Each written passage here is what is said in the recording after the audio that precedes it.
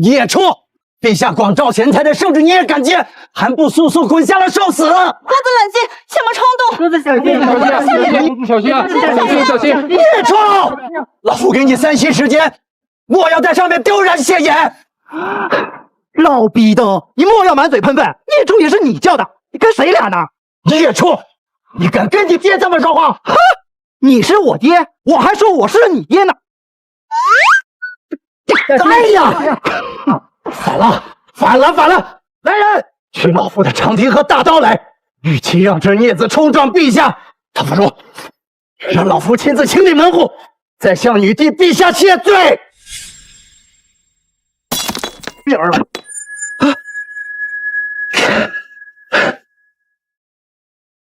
我操！我居然穿越了！这人真是我老子！高峰乃大前户部侍郎，正3品官员。我爷爷高廷龙更是3朝元老，军方第1人。高凤，你敢！你要杀杨儿，你先杀我！哼！儿啊，眼下大前时局不稳，内有奸臣当道，藩王割据，外有匈奴虎视眈眈。女帝刚刚登基，亲自张贴皇榜，广纳天下贤才，渴求强国之策。你亲自把这个皇榜摘下来，那可是杀头的死罪呀！你闭嘴！这个孽畜现在已经疯了，若是让他到了金銮殿，指不定惹出什么乱子来。你给我下来！今天晚我可不杀了你！这要是再不给一个合理的解释，高帝得挨一顿毒打。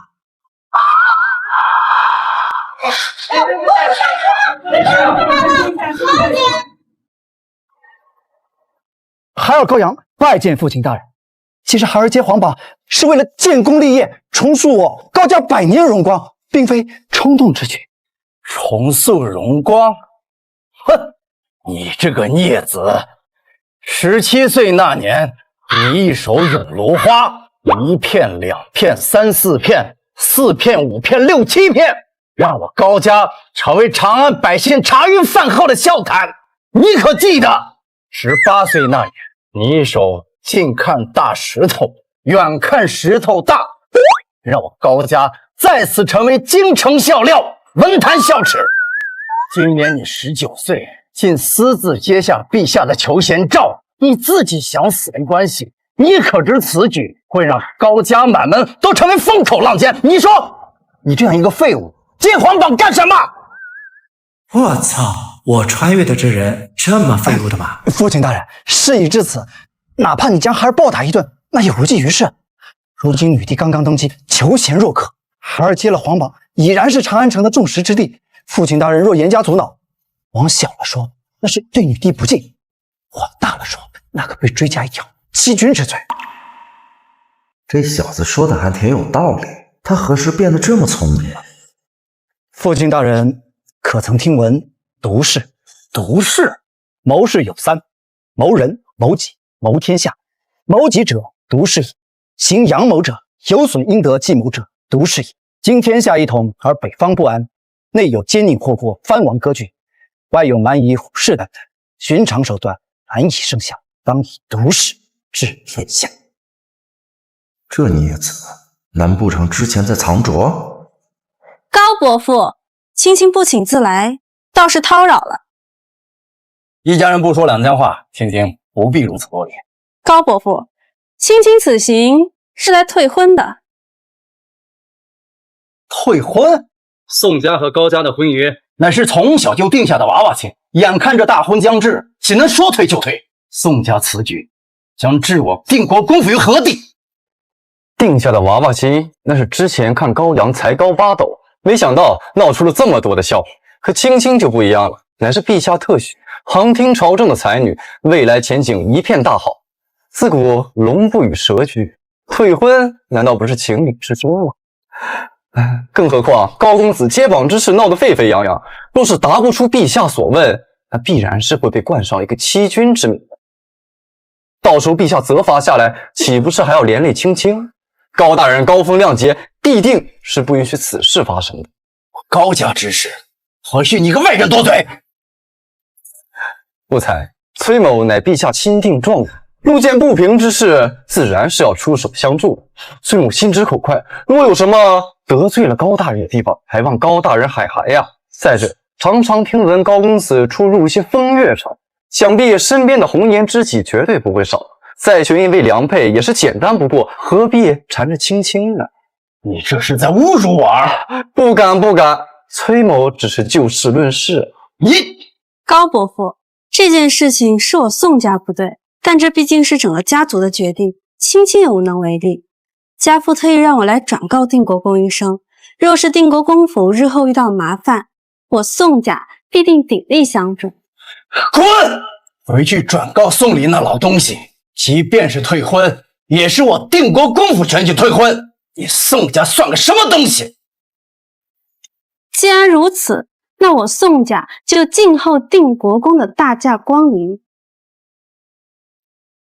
慢着，你认为我答不出陛下所问？高公子何必多此一问呢？你也这么认为？崔公子的意见就是我的意见。可我若是答出来了，那该如何？你能答？答出来该如何？你一个废柴，口气倒不小。既然如此，那你可否跟崔某打个赌？赌什么？你若答不出来，那你要当着文武百官的面给崔某下跪磕头道歉，说你大言不惭。可我若是答出来了呢？答出来，你一个草包，大字不识一个，能回答得出你弟的问题。好，你要答出来了，那崔某给你下跪道歉，如何？杨儿，好，我答应。高大人真是生了个好儿子啊，不知天高地厚。宋姑娘，我们走。宋家真是欺人太甚！哼，你个孽畜，被人当众退婚你还叫得出来？还有，你竟敢和崔星河打赌，你不知道崔星河是陛下钦点的金科状元，他才高八斗，他的治国论更是让人叹服。你这是将我高家的颜面扔在地上，让众人用脚踩呀！父亲大人，如此女子退婚有什么不好？在他眼里，新帝登基，权力更迭，看我高家新一辈难当大任，注定要走下坡路，不然也不至于在我接皇榜的第一时间就来这，无非是怕连累到他宋家，还有跟他崔星河的赌约。儿子有信心。退婚之事你不必多想，我定王公府定不会善罢甘休。但当务之急是来自金銮殿女帝的考核，你这就随为父进宫面圣，到了金銮殿以后，就得真看你自己的本事了。为父不求你令女帝刮目相看，但求无错，否则莫说是你一人，就整个定国公府也会遭受牵连。还有那个崔星河，如今你得罪了他，日后他定会在你失利之时让女帝问责于你，倒是该如何是好啊？父亲大人，我知道，我现在说什么你都不信，你就且等着看吧。如今木已成舟，你再担忧，百无济于事。随为父进宫面圣吧。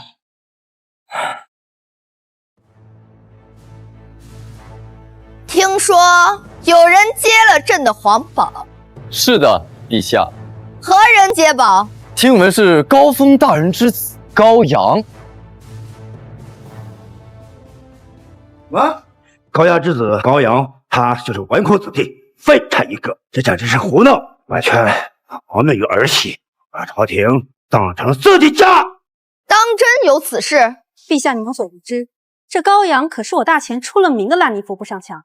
想来陛下应该听过永芦花和石头大这两首被大前子民耻笑的诗子吧？这些便是出自高阳之手。永芦花和石头大，朕确实听过。当真是此人接了皇榜？是的，陛下。据下官所知，这个高阳无恶不作，为非作歹，仗着他的身份，在大前就没有他不敢干的事情。此次接皇榜，恐怕也只是认为新奇有趣。大胆！皇榜岂是儿戏？陛下，高侍郎携子在外求见。宣，宣，高侍郎觐见。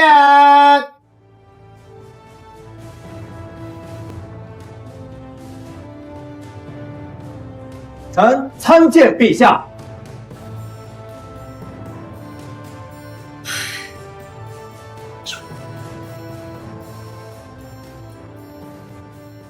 草民高阳拜见陛下。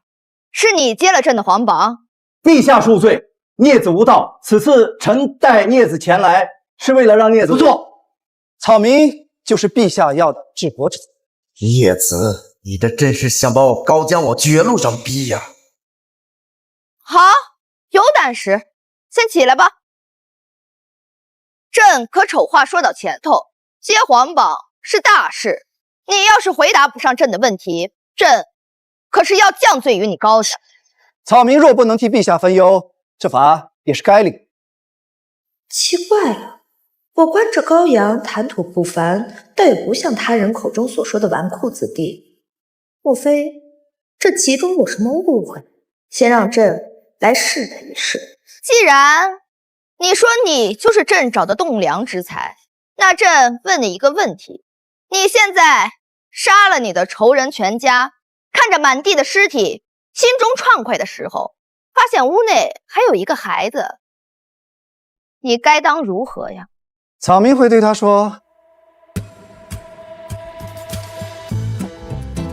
小子，记住我的，下次见你，我可不会放你。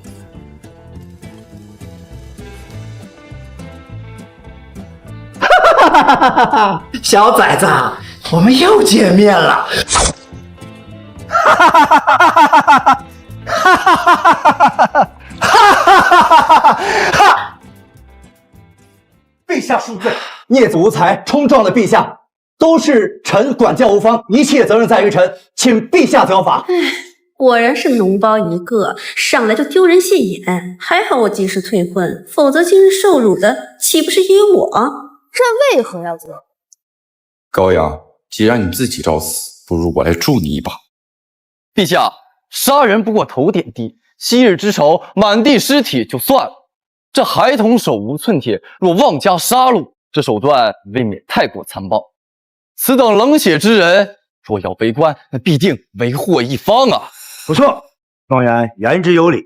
我大才的男儿应该在战场杀敌，而不是斩杀老幼。如此小孩再加杀戮，简直残暴无极。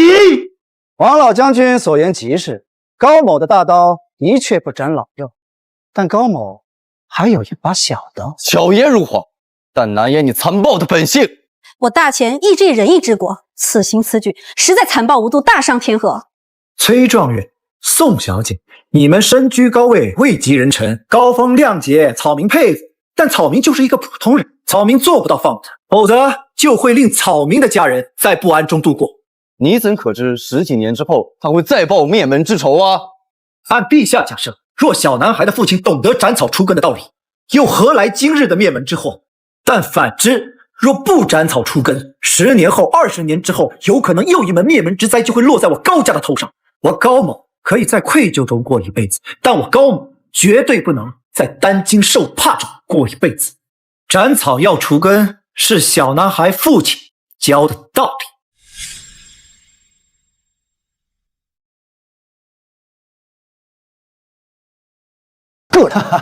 当然，先前的转身离开，再猛然回头，只不过是句玩笑话。若是草民真的遇见此情景，会给他一些银两，再如王忠将军所言，留下一句：高某的大刀不斩老幼，就放他离开。哼，这才像得样。接着，草民会看他投奔何方亲友，或者是被何人接走，再把他们一并击掉。当然，他明明能逃走，却忽然出现在我的面前，这一点太不符合常理。以草民愚见，极有可能是一个障眼法。需严防床底、衣柜、米缸里是否藏有他弟弟妹妹，若有，一并处置。动手之时需要注意，正常人的心脏长在左边，也有极少数人的长在右边。为保险起见，左右各来一刀。陛下，高侍郎之子所言有误无道。如果他爹明白斩草除根，也不会有今日的灭门之祸。末将但陛下，此子如此残暴，乃是大钱的祸害呀！斩草不除根，春风吹又生。若是孩子的父亲当年斩草除根，又岂有今日的祸事？这个问题，朕甚是满意。不愧是我高侍郎的好大儿，有你爹的几分实力。这第一个问题只是朕的小小考验，但你想当我大钱的官，为民请命，可没有这么简单。还请陛下出题，草民愿为陛下效犬马之劳。此题不光是考高侍郎之子，众爱卿可畅所欲言。答案满意者，朕必定重赏。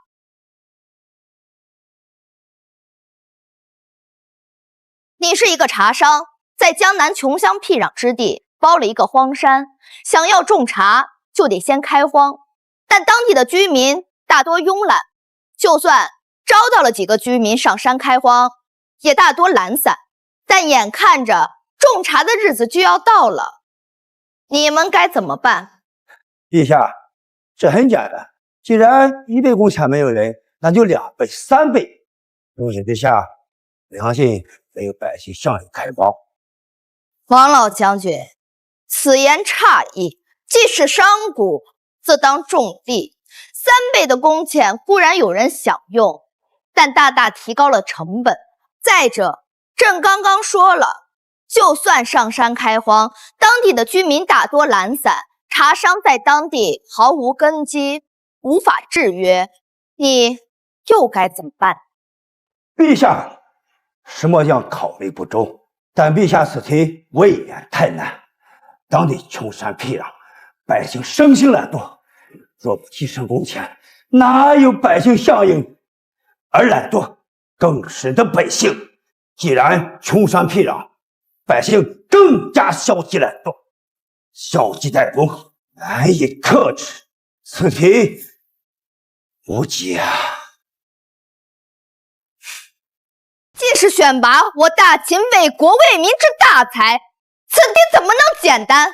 在我大秦天下，比这难的政务比比皆是，难道朕就要放任不管了吗？末将不敢。起来吧。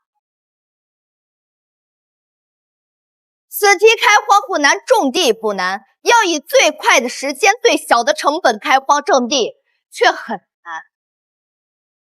崔爱卿，你乃我大秦的状元郎，传闻8岁作诗，12岁通读经义，乃长安4大才子之一，才华惊人。你有何办法呀？高阳啊，高阳，刚才让你巧舌如簧，蒙混过关，如今让你见识一下什么才叫做真正的本事。那些雕虫小技始终是上不了台面。陛下，此题很简单。哦，你有何解？自古群龙无首，不可成事。纵使穷乡僻壤，要施行大计的话，要找到这群龙之首。这村民懒惰无度没有关系，找到这为首之人，许以重利，威逼利诱，给他一点点蝇头小利，让此人催使下放耕耘。区区图之，还怕这村民不为我所用？崔状元此举甚是妙哉，卿卿实在佩服。崔状元不愧是陛下钦点的金科状元，老夫佩服。还算说得过去。高阳，对此你有何见解？崔状元此计虽好，但也算不上是最低的成本达到目的。更何况人心贪得无厌，虽威逼利诱加以重利，但若是那人临时反审，崔状元你又该如何是好？此计虽可实施，但风险太高太大。草民有一计，能以极低的风险、极低的成本，便能达到目的。极低的成本和风险，高阳，你莫要胡说八道。像你这样的草包，能有什么更好的计策？高阳，你若是有更好的计谋，崔某愿洗耳恭听。但奉劝你一句，谨言慎行，陛下可不是好糊弄的。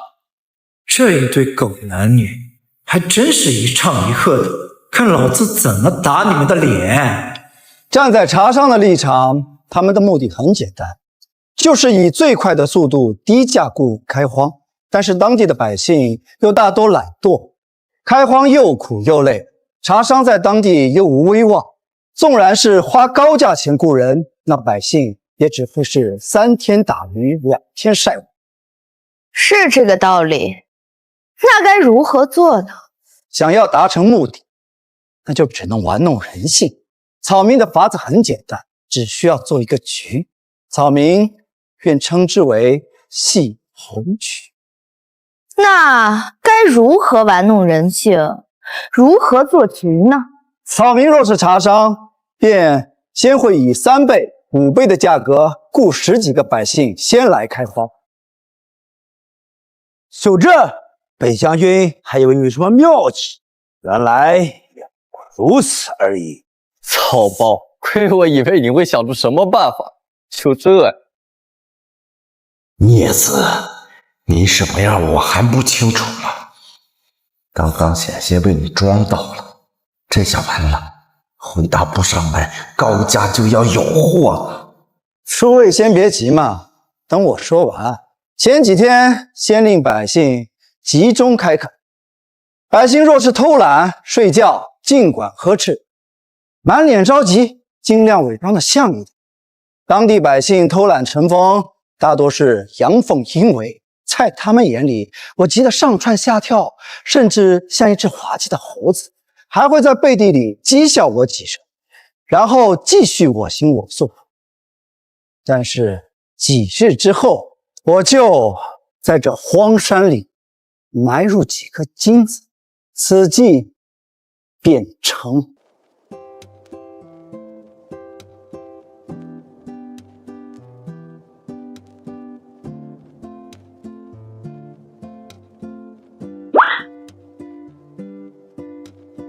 金子，是金子！这破地竟然还有金子！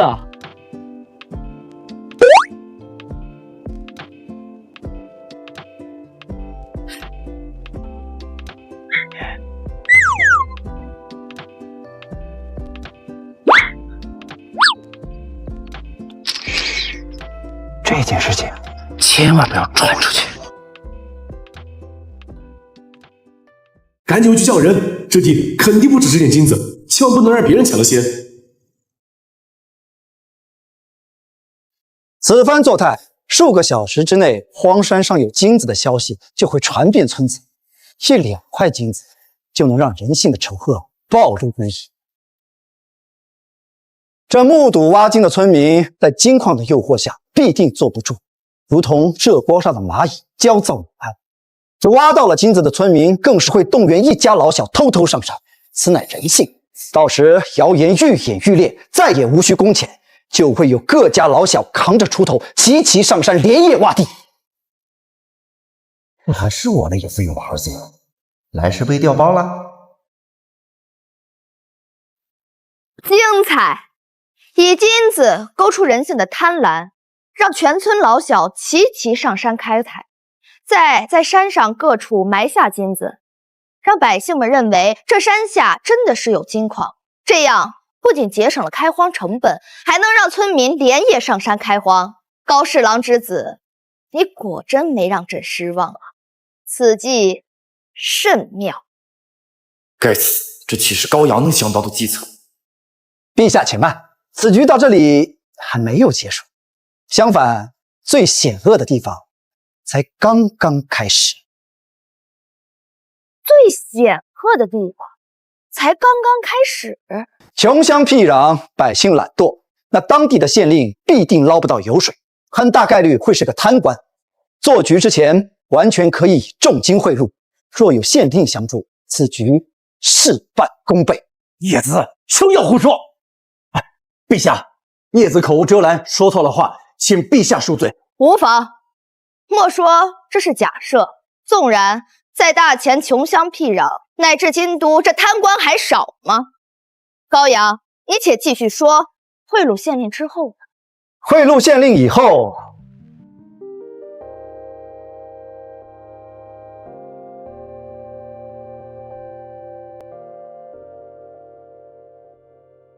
尔等贱民，黄三姐大权立地，所以查上4年的，你竟然私自挖金，已然触犯了大权立法，该当何罪？老爷，不是我们，我们根本没有挖到金子，他这个是天大的冤枉啊！不是你，那是何人？这有金矿已然传遍，你们当本官是聋子吗？立刻上交金子，否则杀无赦！老爷，我知道是谁，是他挖到了金子，他罪该万死，跟我们没关系啊！二驴，你胡说什么？你这个杂种，你才胡说呢！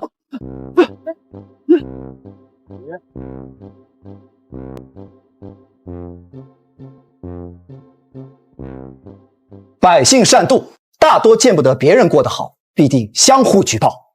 1文钱不发，还免费让百姓开了荒，挖出来的金子还要还回去，此计真是太毒了。先贿赂县令，再利用人性的恶，把之前埋进去的金子要回来。此计虽然歹毒了一些，但的确是用最少的工费干了最具效率的开荒。此计我视为一条妙计。是缺德带冒烟的小人，真是我儿子。贿赂县令，这花费必然不小，百姓最多也就是把金子还回去，但搭上性命，这真的值得吗？崔状元，这天底下官商结合的事情还少吗？谁又会一上去就以重金贿赂呢？贪官、清官，去天下走一走便知了。并且，此计的毒辣之处还不止于此。若我说这些金子外面是金，里面是铜啊！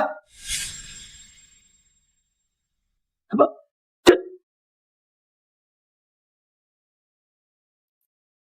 外面是金，里面是铜，够狠！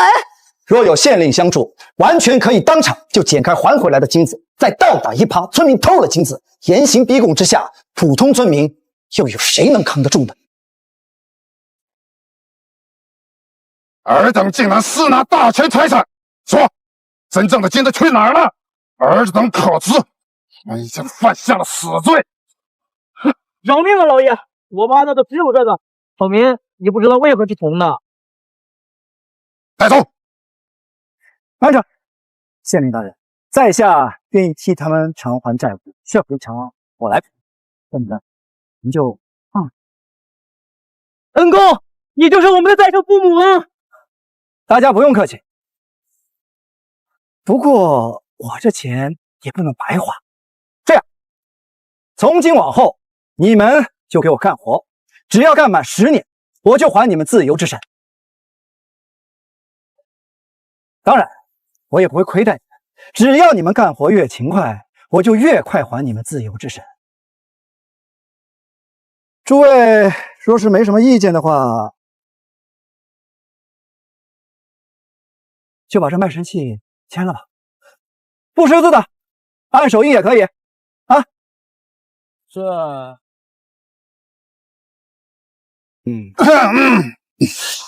签，我们签。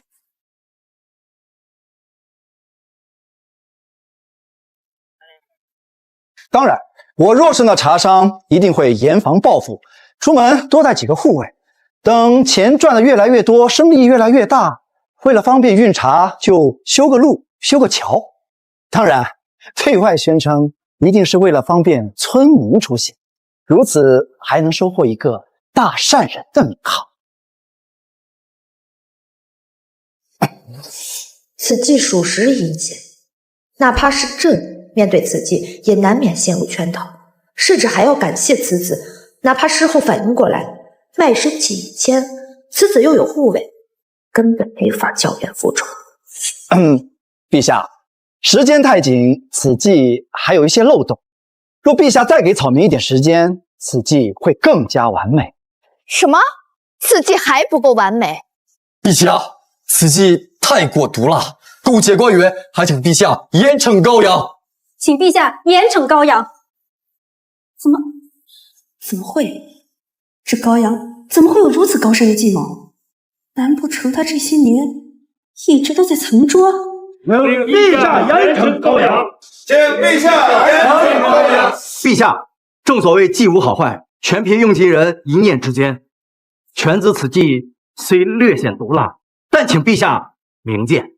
诸位爱卿觉得此计毒辣，那诸位爱卿有比此计更好的计策吗？在朕眼中，计无好坏，能达到目的的计策就是好计策。高侍郎之子高阳这个计策虽然毒辣，但站在茶商的角度，合情合理，甚至是最好的计策。若天下人皆无愧于心，那哪来的那么多贪官污吏？治大国如烹小鲜，天下的贪官都是心思歹毒之人，至于恶人，就应该用恶计。高侍郎之子高阳在这么短时间内能想出如此恶计，可见其才。臣恳请陛下治高阳欺君之罪。下官认为这个计谋不是高阳所想出来，定是家中长辈在暗中提携。只要这个计谋不是高阳一个人想，那他就是欺君之罪。这孙子还真是不放过一点机会，哼！莫名其妙的一个欺君之罪就盖到我的头上了。不错，陛下，我与高阳有过婚约，对他知根知底。这必然如同崔状元所说，这高阳是受家中长辈指使，才能如此巧舌如簧。还请陛下明鉴。高阳，你可有何可说？陛下，草民斗胆问陛下，草民是如何得知陛下要问的命题呢？如果不先得知，那又如何给出标准又合规的答案呢？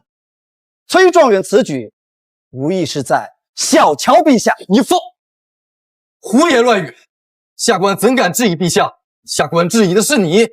整个大前谁不知道他乃是纨绔子弟？这么高深的计谋，怎么可能是你想出来的？崔状元，你难道没有听懂一句话吗？叫士别3日，但刮目相看；藏剑19载，剑出斗9州。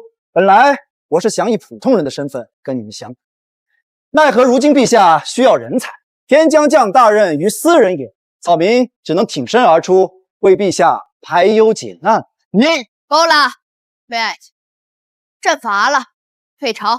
慢着，这孽子又要做什么？高阳，你还有何事？陛下，草民来见陛下之前，和崔状元打了个赌，若是草民能答出陛下所问的问题，那崔状元就要跪在草民的面前道歉。如今也是崔状元该履行诺言的时候。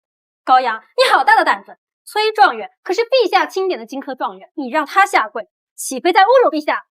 草民不敢，只是这句话是崔状元自己一字一句定。若是崔状元后悔，想要耍赖，那草民也是奈何不了。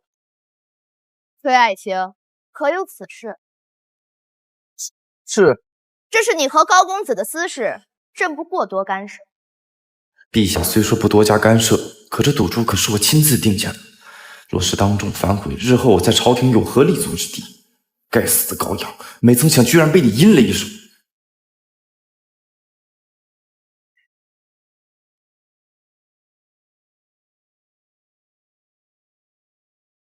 哎，崔状元，你难道刚刚没有听宋小姐所说，你可是陛下钦点的金科状元？草民不过是一个普通人罢了，哪里经受得起您这一拜？之前的赌注那就作罢了，只不过是一句戏言。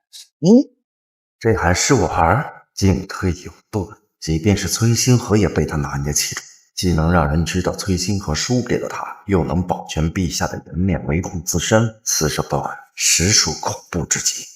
行了，不是退朝。恭送陛下。父亲大人，女帝并未杖责，孩儿这一关算是过了吧？今天你的表现，为父很满意。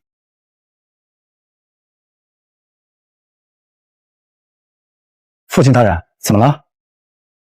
俗话说得好，打虎亲兄弟，上阵父子兵。为父也是第一次做父亲，肯定会有很多不足的地方。你不要太往心里去。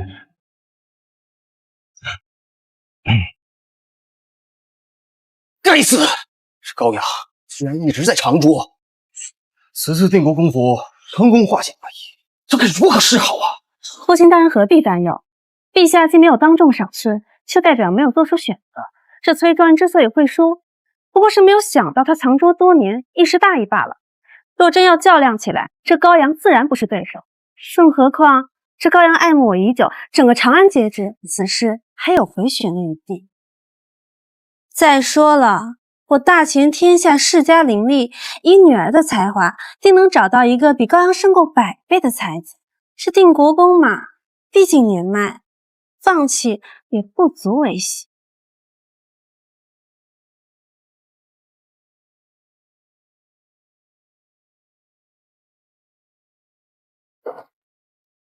参拜父亲大人。梁儿的事我已经知道了，没想到这个逆子藏得这么深。今天这事儿对这逆子来说是好事，对我高家亦是好事啊。可陛下并未封赏，由此代表眼下一切都尚未尘埃落定啊。陛下有所考虑也算正常。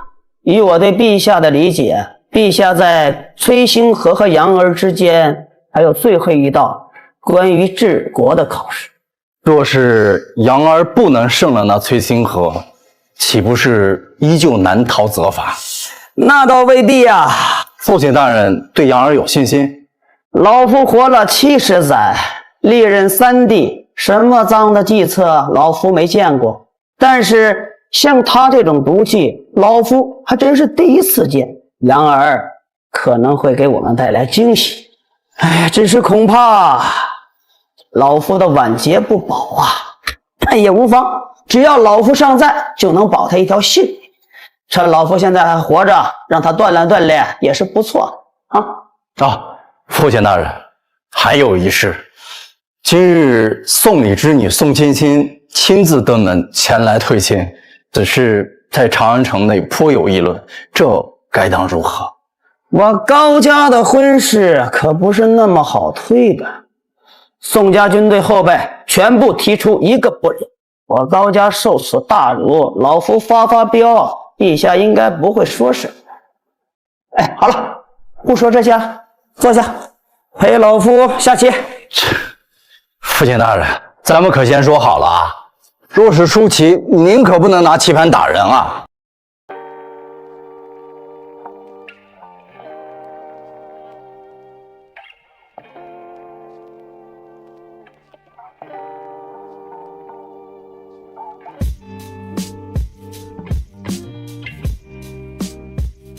陛下可是在想高侍郎之策？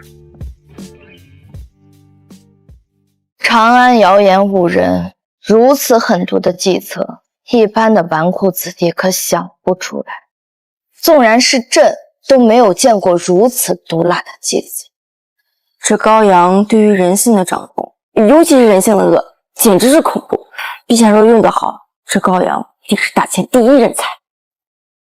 婉儿，你觉得这高阳和崔星河，谁才是能辅佐朕完成这前无古人后无来者的霸业？崔星河，你对他如此自信？崔星河不仅是当朝状元，更是社稷栋梁之才，尤其是他的治国论，精辟地指出了我大秦的弊政。陛下，您若是想创万世之基，崔星河当然第1人选。可朕却更看好高阳。朕有一种预感，他就是朕想要找的人。陛下，这高阳劣迹斑斑的，虽然他擅长掌控人性吧，但是若论治国，又如何能跟崔专相比？孰轻孰弱，一试便知。今年我前多地大灾，民意沸腾，临江城县令渡江上奏，临江城粮商囤粮，价格飙升难以遏制，无独有偶，旁边的清水城也遭遇大灾，粮价上涨，民不聊生。你旨赐定国公府高阳任临江城监察御史，接手临江城一切大小事宜。崔家崔星河为清水城监察御史，接管清水城一切大小事宜。朕要让他们以最快的速度平粮价，还百姓一个安宁。这崔星河有手段，知分寸，清水城有他坐镇，朕不担心。至于临江城，你就跟着一起去吧。万一朕看走了眼，出现任何问题，你好及时出手，防止事态进一步的恶化。但此子与常人不同，不到万不得已时，你不要出手。传旨吧，灾情不等人，朕要他们立刻出发。是。父亲，我一定让天下人都知道，女子也可称皇，一样可以令大钱走向强大。我不光能让大钱强大，还要平定六国，结束这600年的乱世。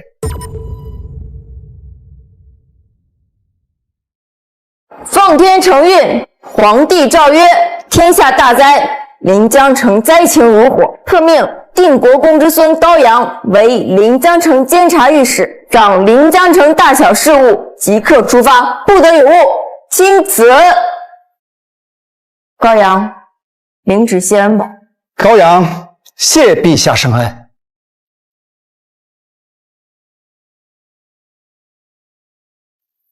凭孽子的本事，如何能胜任监察御史一职？一城的百姓容不得半点胡来啊！高侍郎，这一切都是陛下的旨意。现在灾情如火，下官就在外面候着，还请高御史速速收拾收拾，马上出发吧。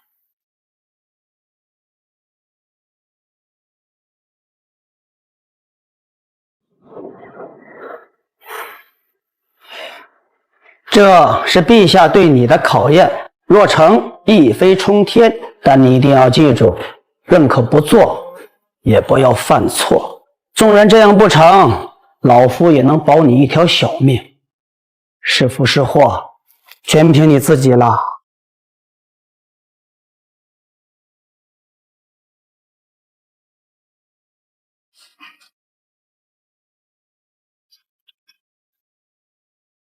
临江城距长安200多里，这一路上难免折腾。绿萝，你跟着杨儿照顾她的起居。是。大哥，这是桃花酥，你路上吃。大哥，人狗飞半个月，赢了你就放心吧。你在京城胭脂阁经常照顾那小娘子，爹爹会帮你照顾好的，你不必挂念啊！嘿嘿，岳父，3时之内滚！大哥，你且放心，乳汁女人必当照顾。哎呀妈！叶子，这是机遇，也是危机，切记，千万不要逞能，让事情走向失控。父亲虽一口一个逆子，但不管是静鸯殿上还是现在，都始终护着我。爷爷高天龙虽不善言辞，但却同样护短。还有母亲、小妹，哪怕是上一辈子，我也没感受过这种温暖。高阳啊高阳，你放心去吧，我会替你再续定国公府100年辉煌。区区临江城粮价10日之内必降，父亲大人便在这长安城等候孩儿的好消息。这偌大的高家也该换人来扛了。孩儿去也。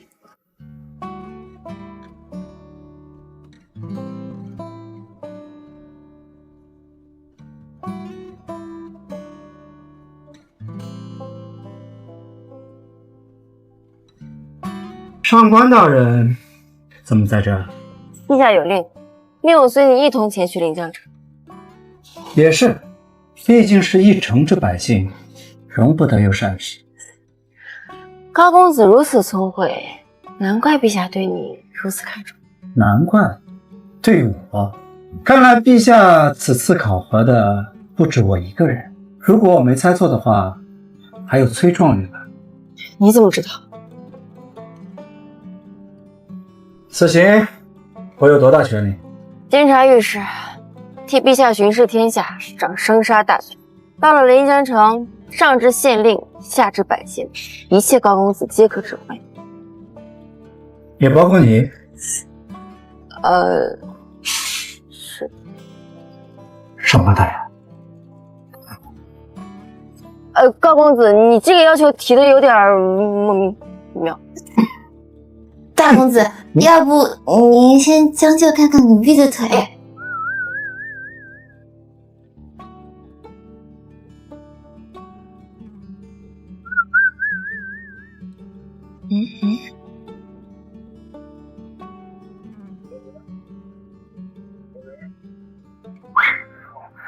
我说师爷，这御史大人还有多久到啊？杜县令莫急，御史大人啊，估着马上就到了。能不急吗？这梁家飞长、赵钱、翰林四大粮商，一个比一个狡猾，全都阳奉阴违。粮价已经从40文一斗涨到了100文一斗，足足涨了60文了。这百姓已经负担不起，你叫本县能不急吗？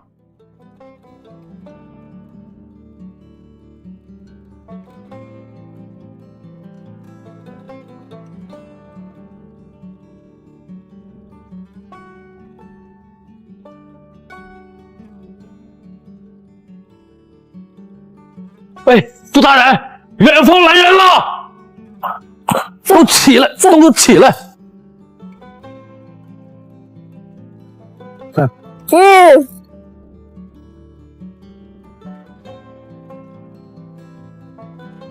御史大人到！哎呀！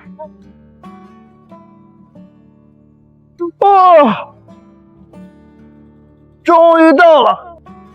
杜大人，司南女帝特批监察御史，负责临江城大宅，从即刻临江城大小事务皆由高公子。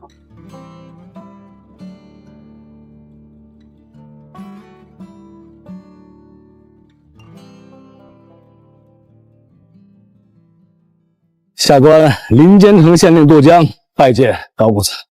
杜大人不必多礼，本公子在路上耽搁了2天，目前临江城的情况怎么样？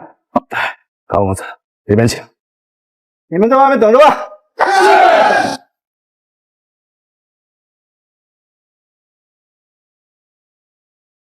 近几日暴雨初停，临江城靠近江边，这暴雨一冲，新年粮食欠收。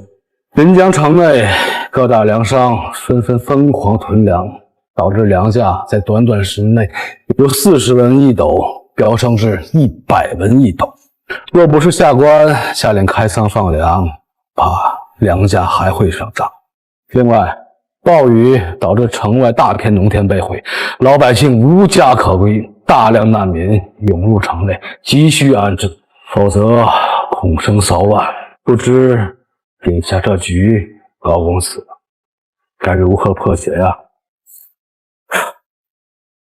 此局并不难破，还请高公子不吝赐教，下官带临江城10万百姓拜谢高公子。关闭临江城粮仓，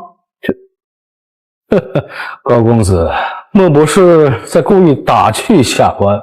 眼下开仓放粮，城内粮价竟难以遏制，更别说关闭粮仓。下官只怕县衙一声令下，城内粮价会瞬间突破100文一斗。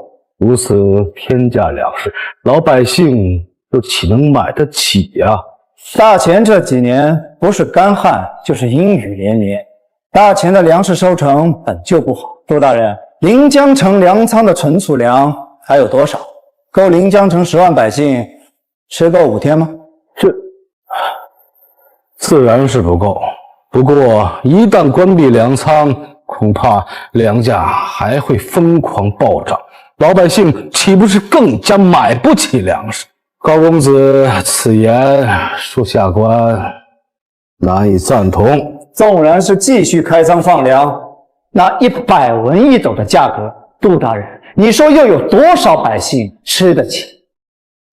并且本官不是来和你商量，这是命令，你没有选择的权利。好，那本官现在就下令关闭粮仓，并张贴榜文。不过高公子可要想好了，一旦粮价疯涨难以遏制，这责任7日之内，临江城粮价不降，一切后果由本公子负责，包括本公子这条命。把临江城的地图给我拿上来。是。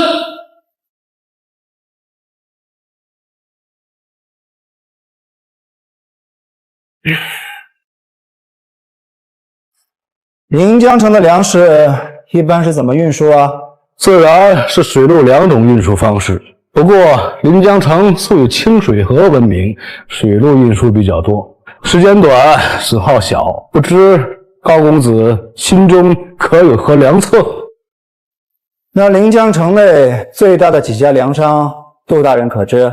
当然，赵、钱、韩、林4大家，此4家在临江城盘踞多年，实力强大。趁此国难，更是疯狂扫荡市内上所有粮食，也令了本地一些小粮商纷纷跟风囤粮，也导致了粮价在短短数日内增长了近2倍。不过眼下陛下刚刚登基，临江城又民风彪悍，不宜强行镇压，否则恐生大乱，到时候谁也承担不起后果。好，那就烦请杜大人准备一桌好酒好菜，帮我宴请赵、钱、韩、林4大粮商。高公子实不相瞒，此招本官早已用过，只不过收效甚微，商贾重利，趁此天赐良机，大肆囤粮，就岂会轻易松口啊？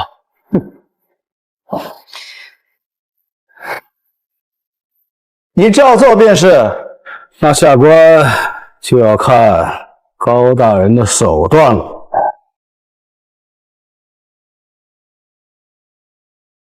高大人，这帮粮商那都是些老狐狸，想让他们降价，那恐怕比杀了他们都难。他们可说了，最低降5文，5文已经是他们极限。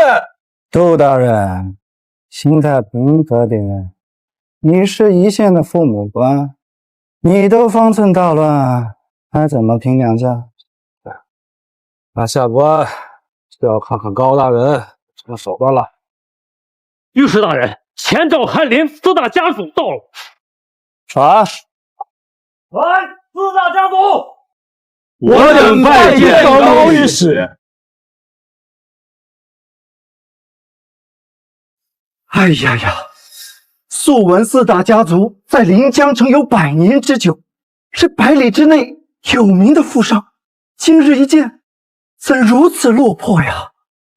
高御史有所不知，我临江城遭遇大雨侵袭，良田尽毁，导致遍地流民，百姓无粮可吃。我等实在是痛心。近日连失州，更是拿出大笔银子赈灾。现如今早已是入不敷出了呀！这几年大前连天灾，百姓生灵涂炭，我等皆为当地附身，受一帮百姓爱戴，又岂能坐视不管？但在慷慨解难之时，已经弹尽飞绝了呀！高御史来了，我等压力也小了些。4大家族高风亮节，高阳佩服。只是本官受女帝所托，前来掌管这临江城的一切事务。御史大人驾临临江城，我林家自当拿出诚意，我愿自降5文，赔本卖粮。钱意思，赵家意思，韩家意思，自降5文。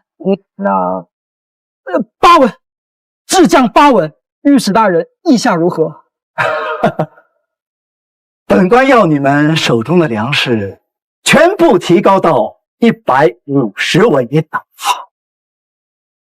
只准高不准低，谁要是低于150文一斗，那本官就宰了谁。不得低于150文一斗。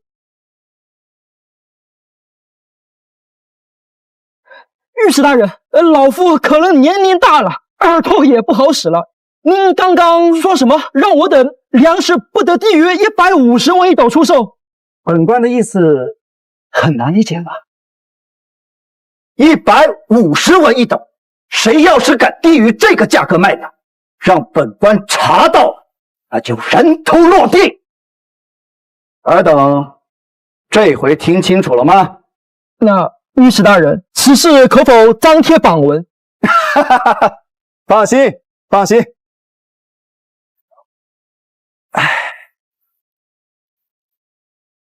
今天这顿饭之后，粮价不得低于150文售价的榜文将会贴遍临江城的大街小巷。尔等回去吧。啊，我等告退。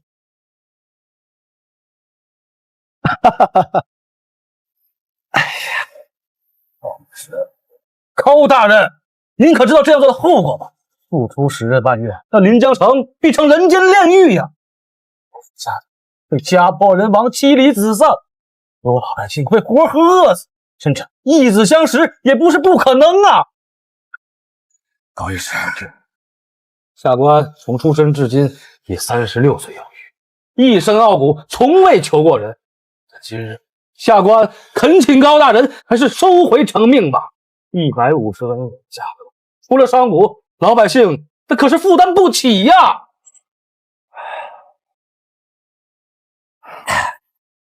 杜大人，想要降粮价，不一定要把粮价拼命压低，须知弹簧越是受强力镇压，那反弹越是恐怖。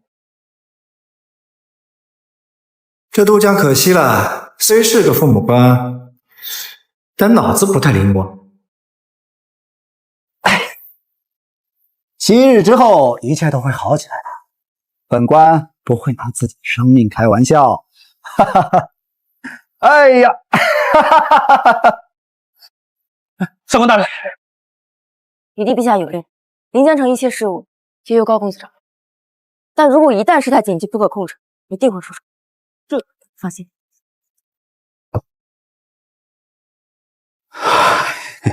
到那时候，那还来得及吗？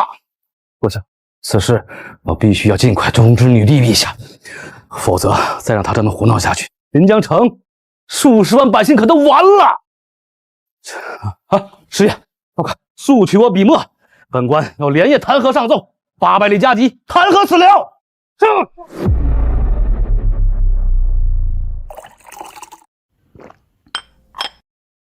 陛下，臣弹劾定国公之孙高阳，高阳受陛下重用，为临江城监察御史，但他却官商勾结。他曾下令临江城的粮价不得低于150文一斗，他还大肆的翻修府衙，实属昏庸，请陛下下令严惩，以儆效尤。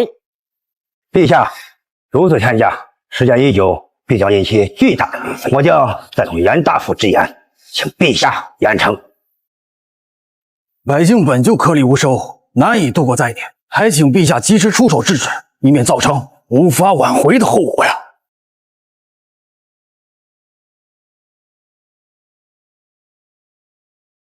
这孽子要亡我高家呀！定国公之孙不走寻常路，朕既然允诺，如今方才2日，朱爱卿何必如此着急？说不定定国公之孙会给朕交出一个满意的答复。陛下，想让粮价跌下去，哪有将粮价抬到天上的？这高阳就是无能之辈，哪里能当如此大人？王老将军，你是在质疑朕的眼光不行？我家绝无此意。临江城不会乱，朕早已安排了后手。临江城杜县令说定国公之孙大放厥词，7日之内粮价必跌，那朕就给他7日。诸位，无需多言了。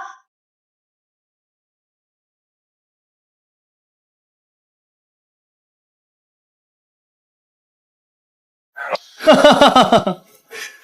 这高阳是龙是虫，一看便知。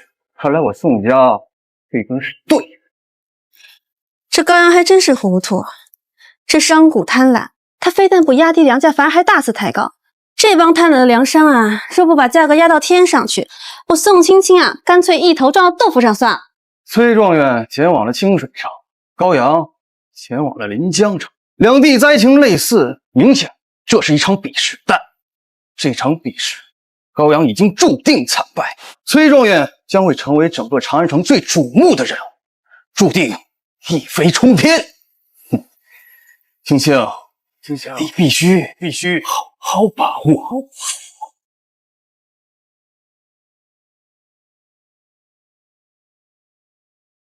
父亲大人放心，这崔状元才华满襟，风采得人，女儿与他早有接触，想必他对女儿应当也是亲戚。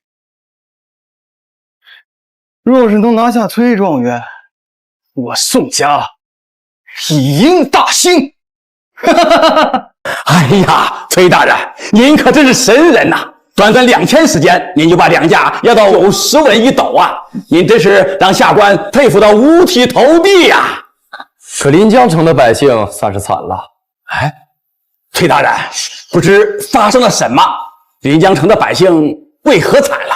定国公之孙高阳刚到临江城，颁布的第一条命令就是命令临江城4大粮商不得低于150文一斗价格出售粮食。什么？150文一斗？定国公权势滔天，随女帝继位，大前迎来了新的洗牌。但不管怎么说，定国公乃3朝元老，他的威望大前无人不知啊。但高阳有定国公之孙的身份，他的身份远高于我崔某，他居然不以势压人，逼迫贪婪的粮商降价，相反还助粮价上涨，真是可惜了这大好身份啊！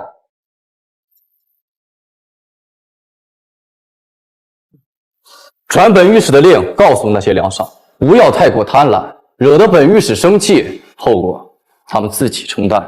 清水河的粮价必须再降8文钱，82文，他们还有的赚，让他们适可而止。若给本御史面子，待本御史回到了长安，成为了陛下面前的中书舍人，这份情面本御史会记着。要若不给，怕是这后果不是他们能承担。崔公子的意思是还能再降8文钱？清水河的粮价，本御史暗中调查，柳田2大粮家分别都是以53到70文的价格大肆推广，况且他们的库中还有去年的真粮83文，不至于他们鱼死网破。为官者一张一弛，给一棍子，给一个甜枣，才是为官之道。崔御史大才，本官代表清水城5万多百姓拜谢崔御史。大前有崔御史，乃江山社稷之福啊！高阳啊高阳，你一个废物，怎么和本状元作对？接下来就看你怎么死吧！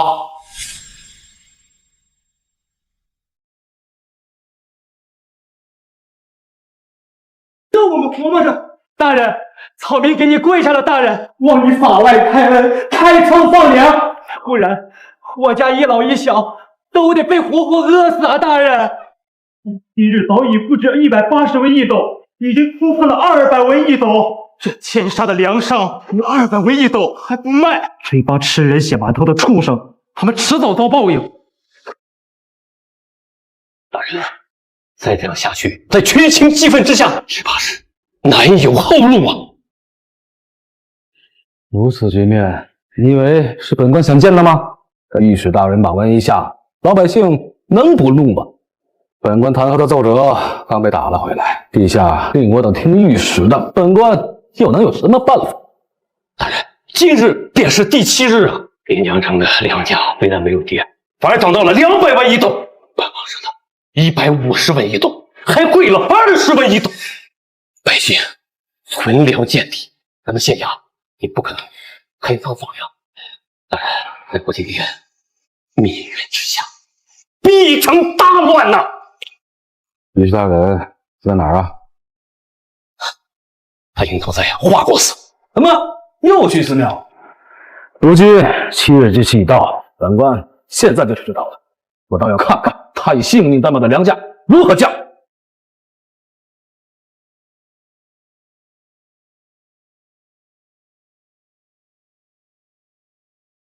高御史，足足7天时间过去了，这临江城内的粮价不但没有降，反而一路升高。自从您的旨意一下，粮价就快速飙升到150文一斗啊！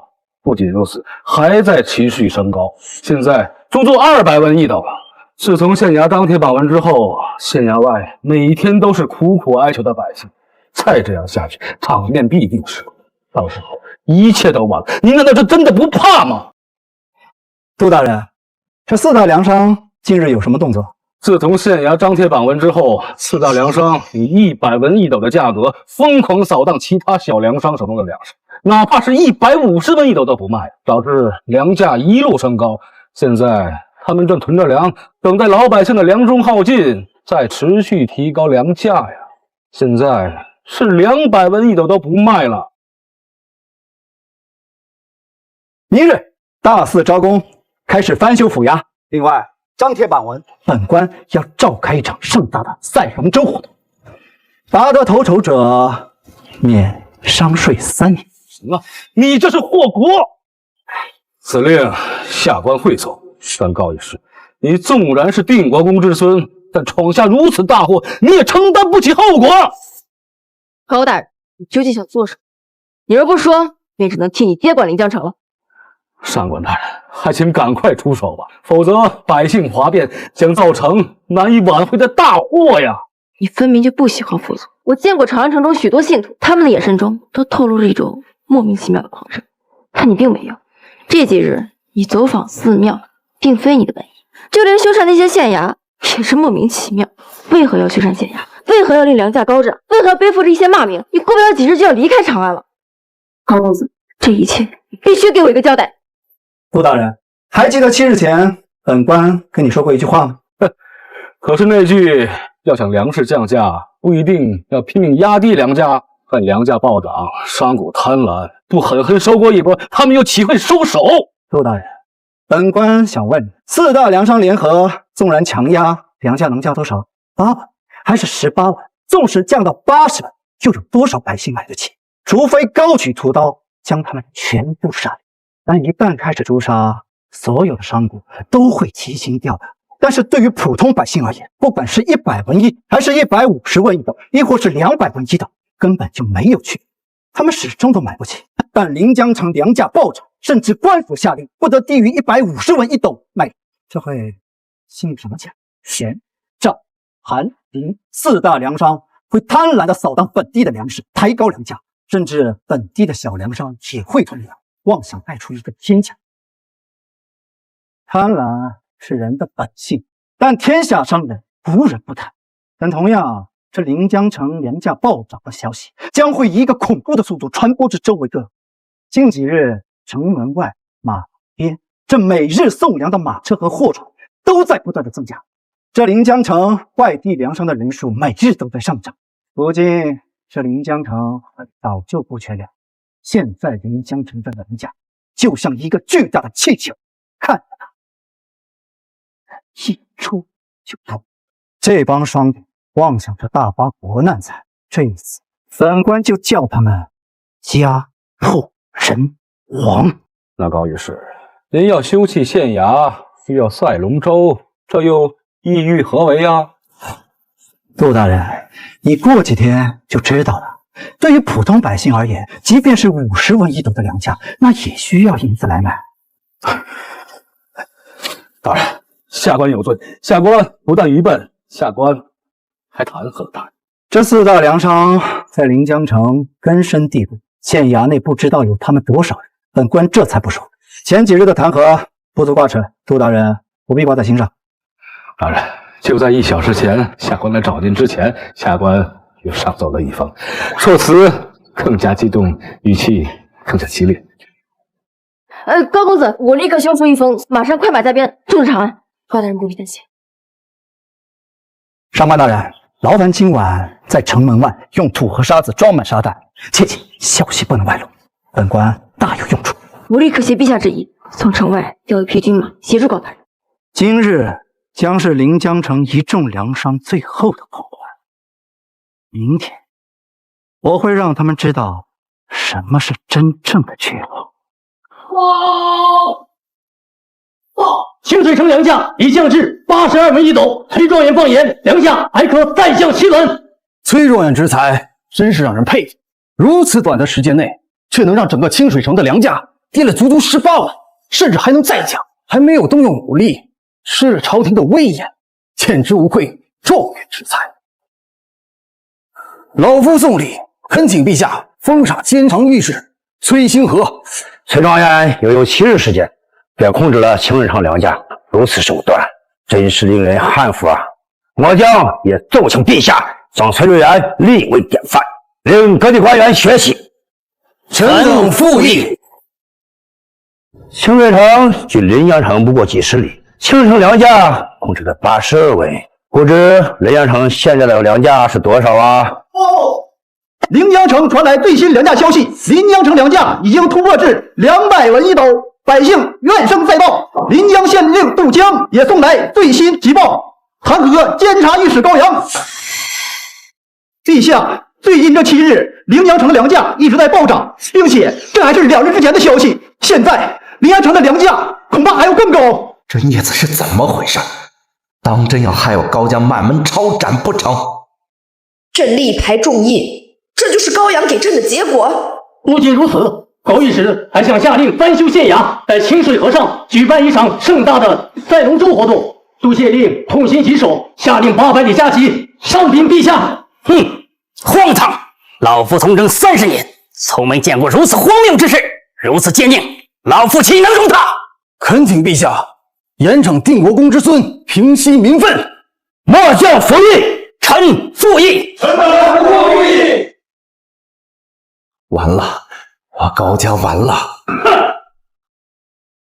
啊！定国公，老臣高天龙拜见陛下。定国公，快请起。陛下，老夫今日前来只有一事，粮价暴涨也好，重修府衙也罢，这都是2日前临江府传来的消息，大家何必惊慌啊？2天时间，临江府乱不到哪去。再等2天时间，可否啊？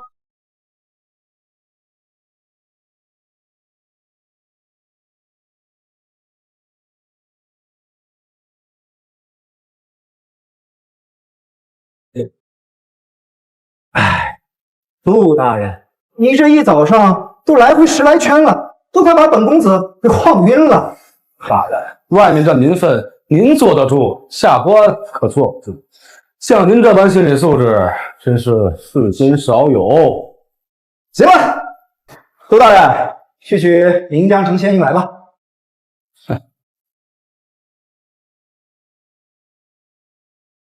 大人，可以收网了。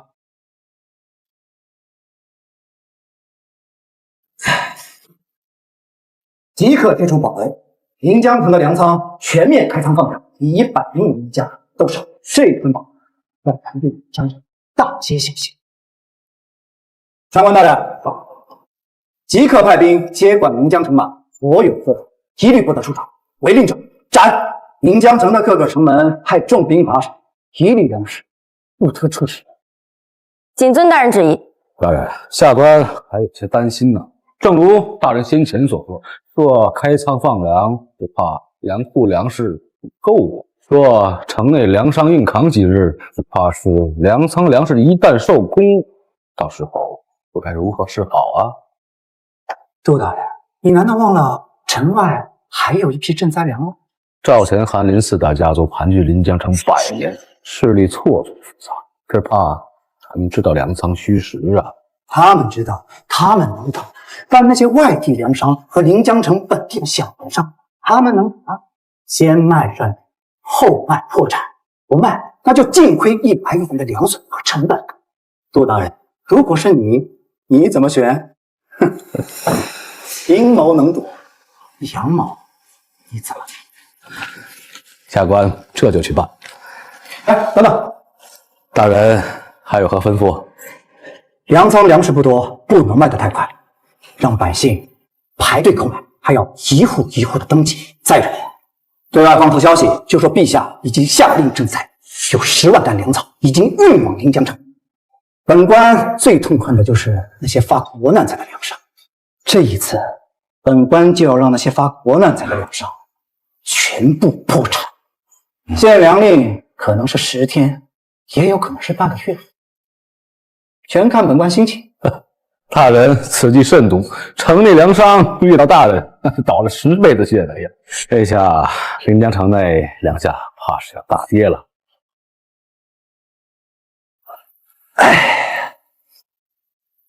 这种小道消息，外地粮商会信吗？上官大人，你错了。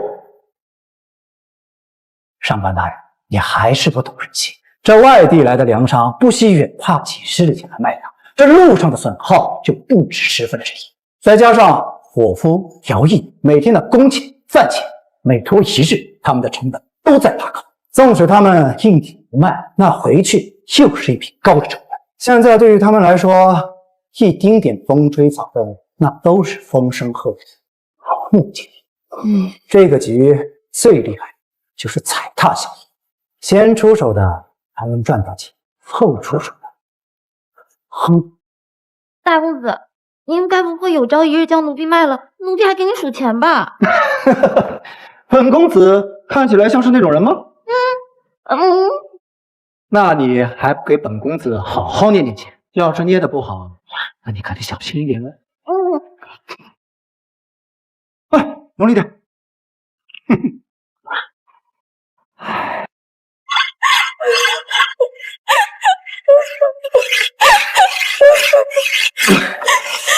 手握祖传刀，杀尽天下贪官，大丈夫当如是。父亲，别去！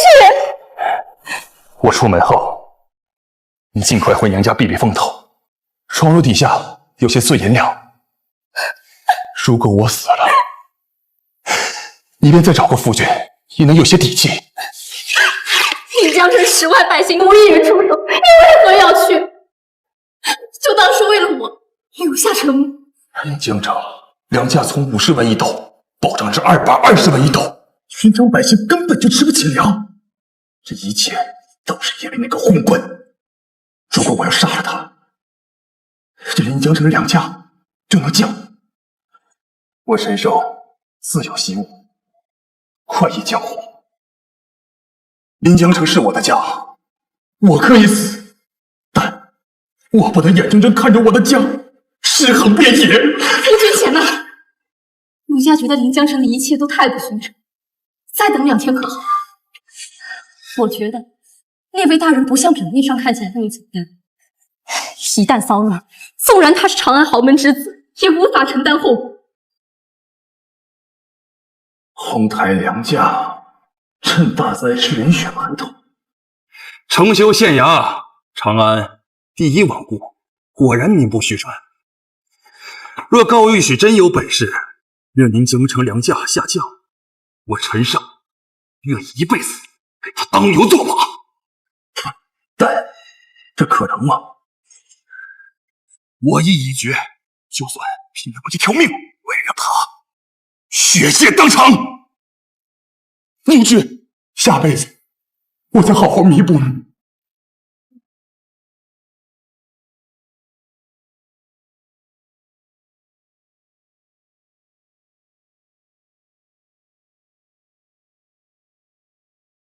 传律使大人令，张贴榜文，从此刻开始开仓放粮，只需105文一斗，便可买到低价粮，数量不限，百姓皆可自行排队购买。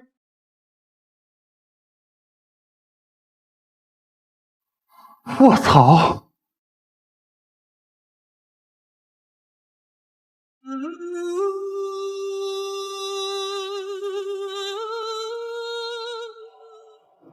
报！大人，卖粮的百姓多了一群陌生的面孔，可争的卖粮，而且大声明了卖，他们还叫嚷着：粮江湖没了！这不简直就是在扰乱民心吗？还请大人决断。这必然是四大梁商从中作梗，城内梁家大跌，他们首当其冲，这才疯狂扫荡，想要维持垄断。现在城内梁家可降，我一直在派人盯着各国的商户，均未动静。现在尚未降价。什么？尚未降价？哎，这如何是好啊？按照他们的实力扫荡，粮库内的粮食只怕会很快收苦。此事若让百姓知道，势必引发新的恐慌。是啊，对，传令下去，把这些别有用心的人都赶出去，放慢卖粮速度。是，去吧。他们巴不得引发骚乱，这么做倒是成全了他们。本官忽然改变主意，他们财大气粗，想要扫荡，那就给他们。本官倒是要看看他们吃得下多少。什么？大人，若是按照此速度，只怕用不了1天的时间，粮库内的粮食便会被一扫而空。城内的其他粮商还在观望，粮价依旧还是天价。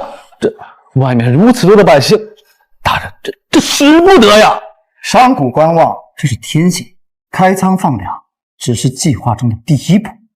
即刻派兵封锁码头、城门，让城外的将士把那批粮食押送入城。但凡有靠近那批粮食者，格杀！是。务必要让全城的百姓看到有源源不断的粮食进入到临江城内。一切按照步骤去做，临江城内的粮价1日之内内降。只要把粮仓内的粮食控制在1天之内，让市面上的粮价变得更低，这就算是赚了。市面上的货他们扫不完，就按照本官说的去做。放粮。是。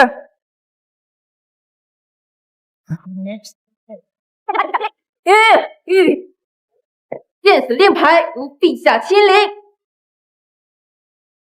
自即日起，关闭城门，一粒粮食不许出城，否则杀无赦。杜大人，待会儿就随本官去换个便装，咱们出去逛逛。好戏要开场了。大人，粮价是要暴跌了，踩踏要开始了。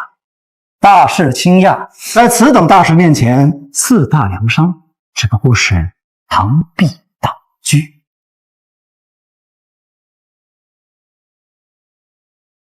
70文的收购价，算上路上的成本，足足到了80文1斗的成本价。现在卖1斗，还能大大的赚25文，再卖1点，倾家荡产。卖，以低于105的价格全部抛售。有日不讲武德，他卖，我也卖，我的成本价更低。这万一御史大人就了服了他个10天半个月的，这粮食不让出城，那我不亏大发了我？93文。我也能赚上一笔，跌价到上面了，93文，真的假的？93文一棍，93文，粮食93文1斗了，哎，千真万确，这如何做到的？这些外大人，这是如何做到的？这些外地粮商风声鹤唳，稍有风吹草动，必会纷纷飘走。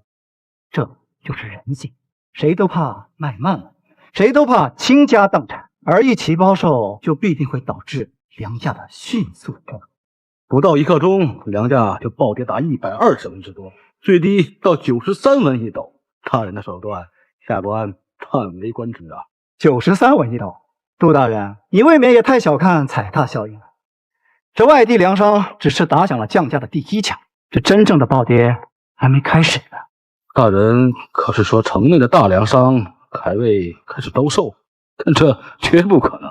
赵钱韩林4大粮商一直互冲如铁板一块，他们不可能抛售。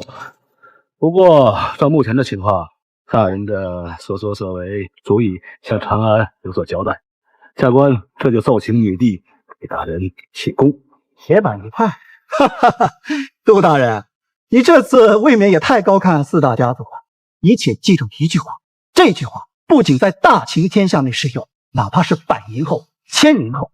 也一样是同生意，共死难；同富贵荣易，共患难。这天下利益之下无朋友，临江城粮价暴跌，从外地粮商入城，从本官开仓放粮开始，就没人能够挡得住。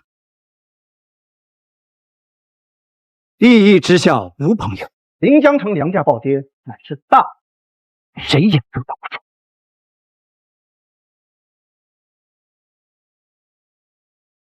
大人一番话，如醍醐灌顶般令在下茅塞顿开。谢谢大人。高大人这阳谋属实是高明，属下佩服。只不过这外地粮商要是不恐慌放粮，那该如何收场？哼，这就是人性，根本抑制不了。临江城这7日涌入了不少的外地粮商，这些外地粮商人数众多，想法不可能一样。每个人所遇的困境不一样，则做出的选择则大不相同。临江城4大粮商手中的囤粮，基本都是去年的囤粮，再者就是今年刚刚大灾，市场上50文到70文一斗，趁机囤粮。他们的成本够低，自然不慌。而这些外地粮商则不同，今年广阳郡整体都不好受，整体粮价一路上涨。他们有的人是倾家荡产，想要大赚一笔；有的人则是高价售粮，不惜远跨几十里，想来赚个差价。而这几十里的成本，就是一个恐怖的数字。更不用说，有的人是闲钱买粮，有的人是倾家荡产买粮，如此人心难起，他们的恐慌抛售就是一个必然的结局。再者，就算他们无一人抛售，那本官更以死谢罪，拿本官的人头去向女王陛下谢罪便是。脑袋掉了，不过是碗大一个疤，这算得了什么？大人，泰山崩于前而面不改色的心态，下官佩服。是吧？黄高大人为何将县衙访谈张记的当日，就令夫妇内里随身宝，就在内里留下了一坨肉？难道不是害怕民愤太大，胆自杀呀？不止如此，大公子还命奴婢贴身保护，寸步不离。哎呀，临江城大事已定，不必再赶，坐等粮价暴跌便是啊。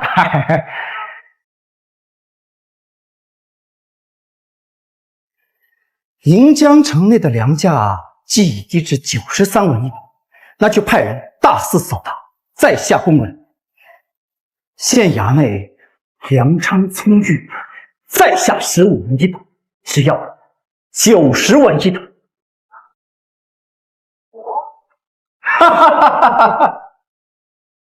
林老，大事不好了！现在临江城的粮价已经跌至93文一斗了。怎么可能？我等并未出售，并且花费数十万两扫货，这临江城的粮价怎么会跌这么多？再敢胡言，老夫定将你乱棍打死！是外地粮商啊！近日出现许多外地粮商，他们不按规律肆意抛售，按照这个下跌的速率，恐怕很快就会跌至90文一斗啊！放屁！我临江城市调大为大，哪来这么多外地粮商？滚！是。老夫玩了一辈子鹰，没想到今天竟被鹰啄瞎了眼睛。林老，你就别卖关子，这高御史到底想要做什么？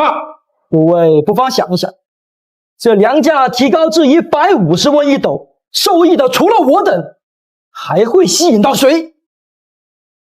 这高阳抬高临江城粮价，吸引外来商贩售粮。这高阳来到临江城，将粮价提高至150文一斗，远超周边粮价，势必吸引眼红的外地商人疯狂涌入临江城。等到时机成熟的时候，他便会下令县衙粮仓开仓放粮，以105文一斗的价格抛售，令粮价大跌。可惜我等竟然还未意识到这一点，竟然105文的价格全面接收了县衙粮仓的粮食。林老，大事不好了！县衙张贴保文，令临江县县衙粮仓以90文一斗的价格售卖，又足足亏了15文呐！御史大人真要我们命啊！我还看见衙门的人穿着便衣，以93文1斗的价格买了不少的粮。我等以105文的价格扫县衙粮仓的粮食，县衙却拿我们的银子以93文1斗的价格去进货，再以90文卖出，一来一去，他竟然还倒赚9文钱了。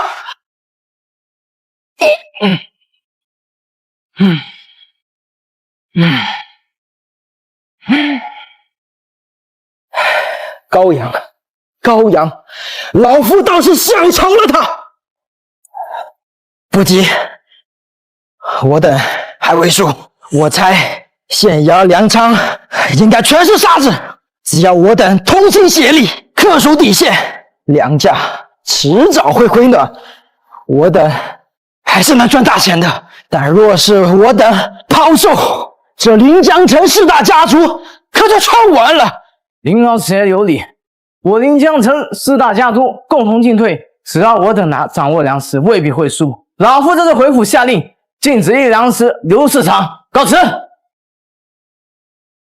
林家主放心，我4大家族情同兄弟，绝不会做损人不利己之事。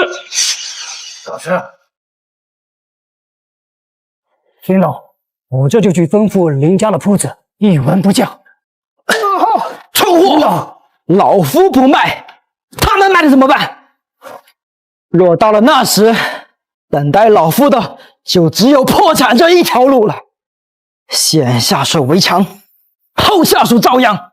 明面上不卖，暗地里尽快的去卖，给老夫以90文，以87文的价格全面抛售，87文1斗卖出去。要是这批粮食砸在手里，我林家可就彻底完了。快去呀！是，快去！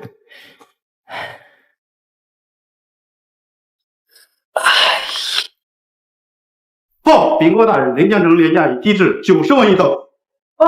禀国大人，临江城廉价已低至86文1斗。高大人，临江城粮价已跌至80文1斗。启禀大人，临江城粮价已跌至70文1斗。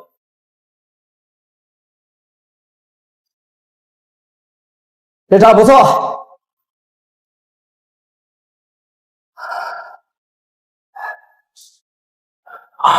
待大人返回长安时，下官将此茶给大人备些。当然是自掏腰包，纯粹是人情往来。茶就不必了，直接折现。本官不喜欢这些俗物，都直接。高御史，上官大人，你看这么紧张干嘛？本公子是这种人，不过是开个玩笑罢了。大人，下官还有一事不明，这4大粮商为何会被如此踩踏？若不是他们的抛售，单凭外地的一些粮商，短时期内粮价难以跌得如此之快呀。这4大粮商因力团结在一起，也注定会因力分崩离析。自古以来，人性如此。相比较外地的粮商而言，他们的成本已经足够，省去了运输、人力这些成本，但是不代表不好。如今女帝陛下雄才伟略，但是大秦的光景连续3年不好。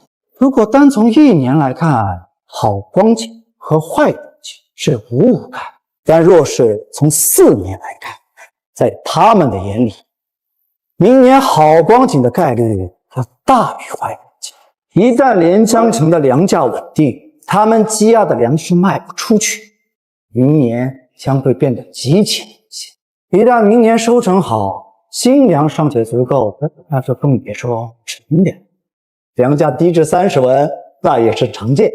他们宁愿割肉离场，也不愿取得明年血亏。明白这一点，你们就清楚他们的所作所为了。先动手，自己活；别人死，后出手；自己死，别人。若他们一起联合，互相约定，全都不卖呢？口头约定不过是个笑话罢了，每个人都会想，也没卖。如果别人偷偷卖，如果别人卖，那我岂不是完了？如此心理之下，一定有一个人会先卖。临江城这么个屁大的地方，他们就是当地有者，根本瞒不过其他三家，所以踩踏那是必然的事情。只是我没想到他们会砸得这么久，这简直就是以饭于死命。下官感谢大人指点。定国公府出了个不得了的麒麟子。对了，为官者长一城之百姓，切勿计较一人之得失。此次暴涨暴跌中，必有破产的商人，也必有及时收手大赚的商人。为官者只需掌握大局。下官多谢大人指点。接下来只需要按计划一步一步的来，临江城很快就会步入稳定。大人可是说修葺县衙，举办大型赛事？临江城此次危机不仅仅是粮价暴涨，其根本原因在于什么？暴雨冲田，粮食欠收。大灾之年，百姓失去收入来源，这才是粮价暴涨的根本原因。如今粮价已降，迫切需要解决的是百姓的收入问题。只有百姓有钱赚，才能在这场大灾中活下去。否则，对于百姓而言，50文一斗，亦或是250文一斗的粮价，根本就没有区别，终归是买不起。大人有王佐之才，下官敬佩。陛下受到大人辅佐，定能开创大钱盛世。杜大人谬赞，本官的所作所为只不过是顺势而为，只是出于自保而已。大人，最新消息，前赵韩林四家彻底撕破脸，钱家家主首次将粮价调至70文一斗。知道了，带去吧。哎呀，如今临江城粮价已跌，本公子的任务也是完成了，便要返回长安城了。这里的一切就交给杜大人了。大人这就要走？临江城的粮价已成定局，本官再留在这儿也没多大意义。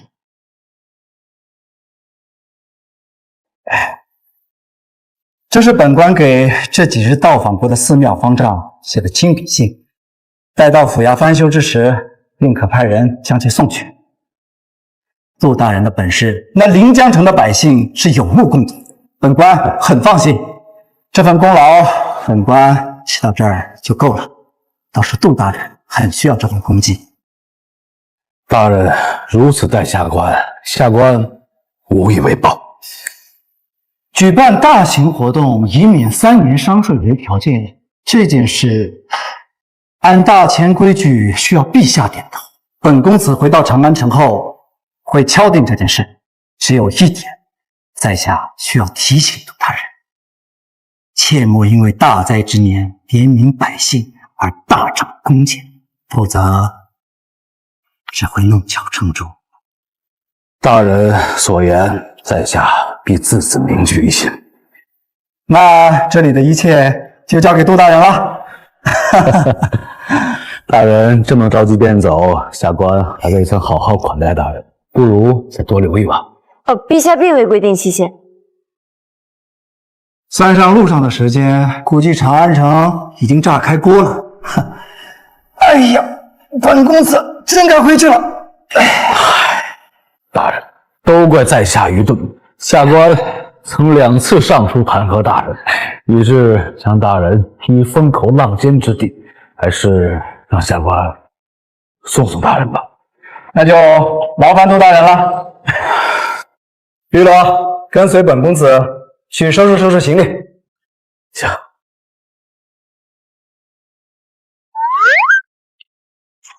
怎么总觉得怪怪的？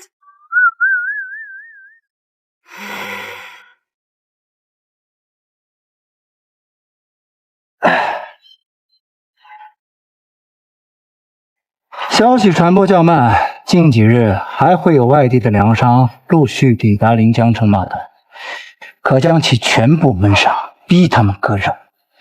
但是粮价不可一路低下去，否则百姓会想还能再低，中间亦需要此起彼伏。至于如何去调控，本官已全部写了下来，杜大人只要照此去做便可。下官拜谢高公子。这是临江城本地的一些茶叶，还望高公子收下。朱大人，哎，真是有心了。山高路远，那本官就在长安城等候杜大人的好消息啊！谢谢。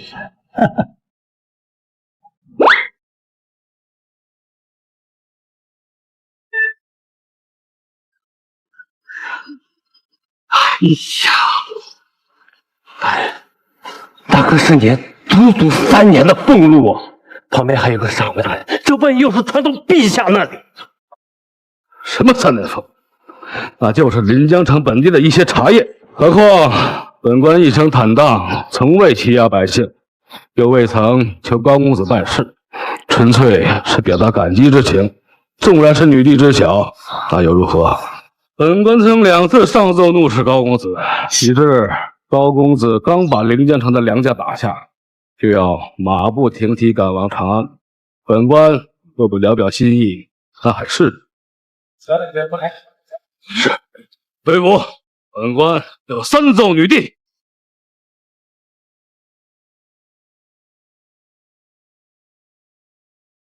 将这个封信以最快的速度传至城门，直达陛下身。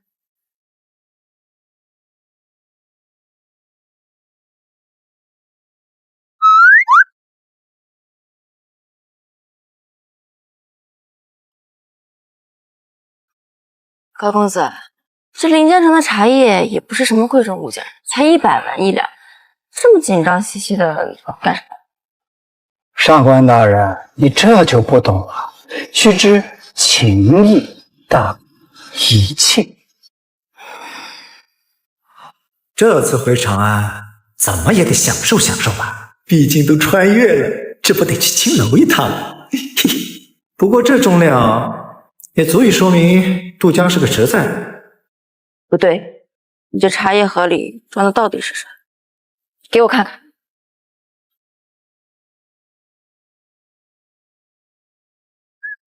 上官大人，这山路不稳，马车颠簸，男女授受不亲，要是这样靠近本公子，这在挣扎之中，或者是颠簸之中，我不小心亲到了哪里，又或者是摸到了哪里，本公子可是会喊出来。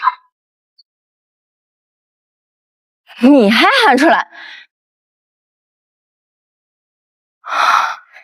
我明白了，你当初说那番话，就是想引起杜大人的怜悯之心。明明几件衣服你说走就能走，但却收了半个时辰，你分明就是在给杜大人取银两的时间。这个茶叶盒里根本就不可能是茶叶，高阳，你这是自误，是在当众贿赂。上官大人，您要是这么想，那我就没办法。您说是，那就睡吧。这宋家大小姐也太漂亮了吧！听闻宋家和高府大公子高阳有婚约，真是便宜了他。你这哪来的消息啊？宋家早就前去高府退婚了，整个长安都知道，你不知道？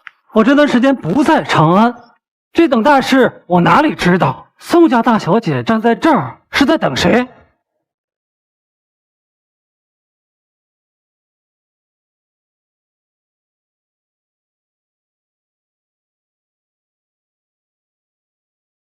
是崔公子。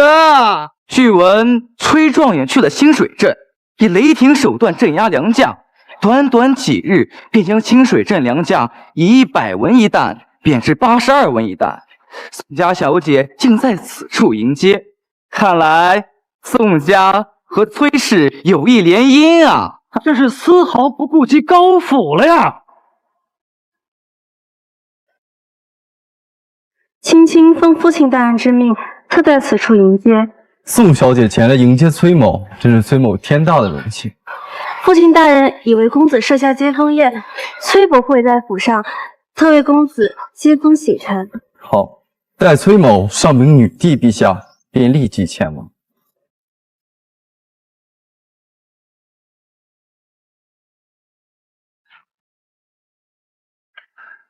哈哈哈！崔状元多胜归来，明日早朝，孙武然一事，高乾隆也当不住是朝廷大事，老夫必参你一杯。哼，这宋家实在是没有将我高府放在眼里，竟然让那个宋青青当众去接崔星河，简直是过分。宋家趋炎附势，女帝身边又缺心腹，宋家在崔星河身上下注，这事很难理解吗？这等女子没有嫁入我高府，也算是一件幸事啊。那崔星河提前返回长安，那就说明清水城大局已定，最起码也是82文1斗。这个孽畜临走前我就嘱咐他，宁可不做也千万不要做错，否则怎会酿成如此大祸？老夫倒觉得欣慰。欣慰？这再蠢的纨绔，就算是傻子，也不会做这种荒谬的行为。这证明什么？证明杨儿正在想奇招，否则怎么赢那满腹经纶的崔家状元呢？我高家认可站着死，也不能跪着活。只要老夫在，就能庇护高家。而且这几十年的直觉告诉老夫，杨儿并非庸才，棋盘尚未落子，又怎可轻言胜负？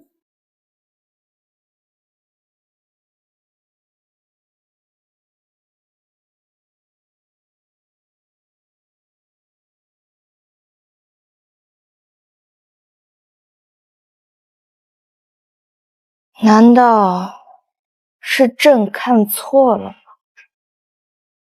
你呀，真是让朕有点失望。罢了，纸上谈兵，终究是难当大任啊。爸，陛下，上官大人派人快马送来一封信，务必要让陛下亲启。不仅如此，杜大人也在此派人快马送来奏折，并特地嘱咐这份奏折需陛下亲启，再抄入为御史台。难不成临江城已激起民愤了？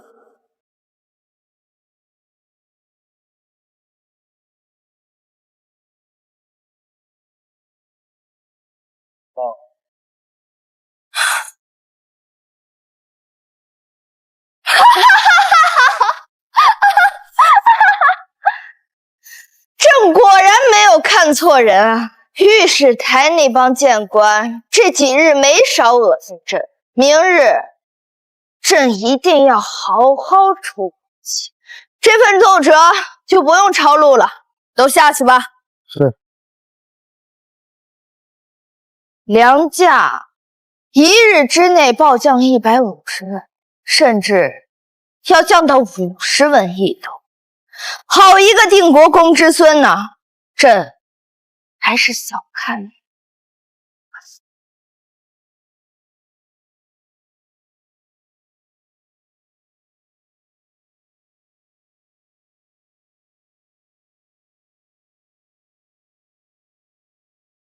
哎呦，折腾了这么久，终于回来了。这一次，我一定要好好发丧。怎么能叫折腾呢？这是为大钱做事。当官者应当为百姓鞠躬尽瘁，死而后已，这是无上的荣耀。上官大人说的对，只要上官大人开心就。高御史，上官大人，陛下有旨。今日早朝，陛下要召见。陛下驾到！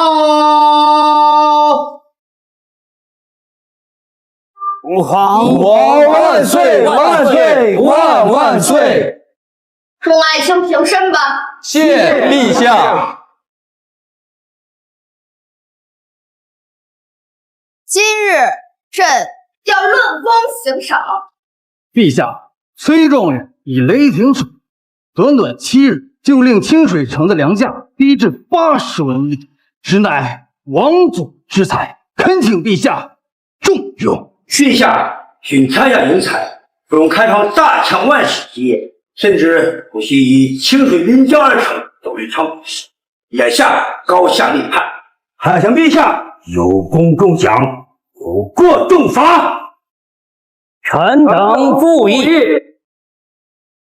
陛下，一城之百姓开启彼日，现漓江城10万百姓置于水火之中，实乃暴君，必将被史册狠狠唾弃。严大人，说吧。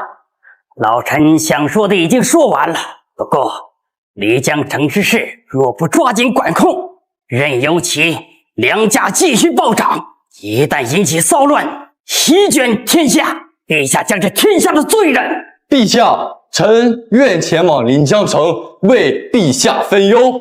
崔状元造才啊！崔状元心系百姓，乃我辈之楷模。都说临江城的粮价暴涨，可朕怎么听说临江城的粮价已经低至70文一斗了呢？这怎么可能？临江城粮价降至70文一斗，70文一斗。前2日不是还传来消息，说是突破了200文一斗吗？这是临江城府衙渡江昨夜加急传来的奏折，上面清清楚楚地写着，2日之前，临江城的粮价1日暴跌到70文一斗，甚至现在还在持续下降。定国公之孙高阳下令张贴榜文，粮价不得低于150文一斗出售，乃是利用了商贾的贪婪之心，让城外的商户纷纷前往临江城。至于其他的手段，上面写得一清二楚，尔等自行观看。一个栋梁之才，被尔等心胸狭隘之人疯狂弹劾，朕甚是心痛啊！天下竟有这种手段，可他下令重修县衙，大灾之年竟然举办如此大型活动，这岂不是鱼肉百姓？这作何解释啊？至于这个问题，崔爱卿好奇，朕也好奇。宣临江城监察御史高阳觐见。宣临江城监察御史高阳觐见。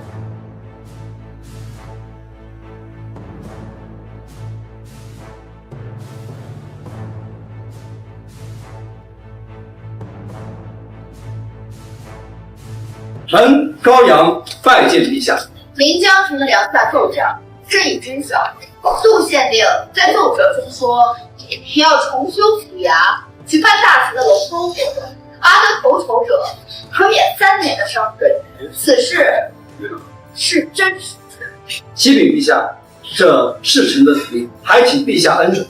大灾面前压榨百姓，高御史，你可知此事已经引起众怒？有多少人在弹劾你？大灾年，百姓食不果腹，高御史这样压榨百姓，真的合适吗？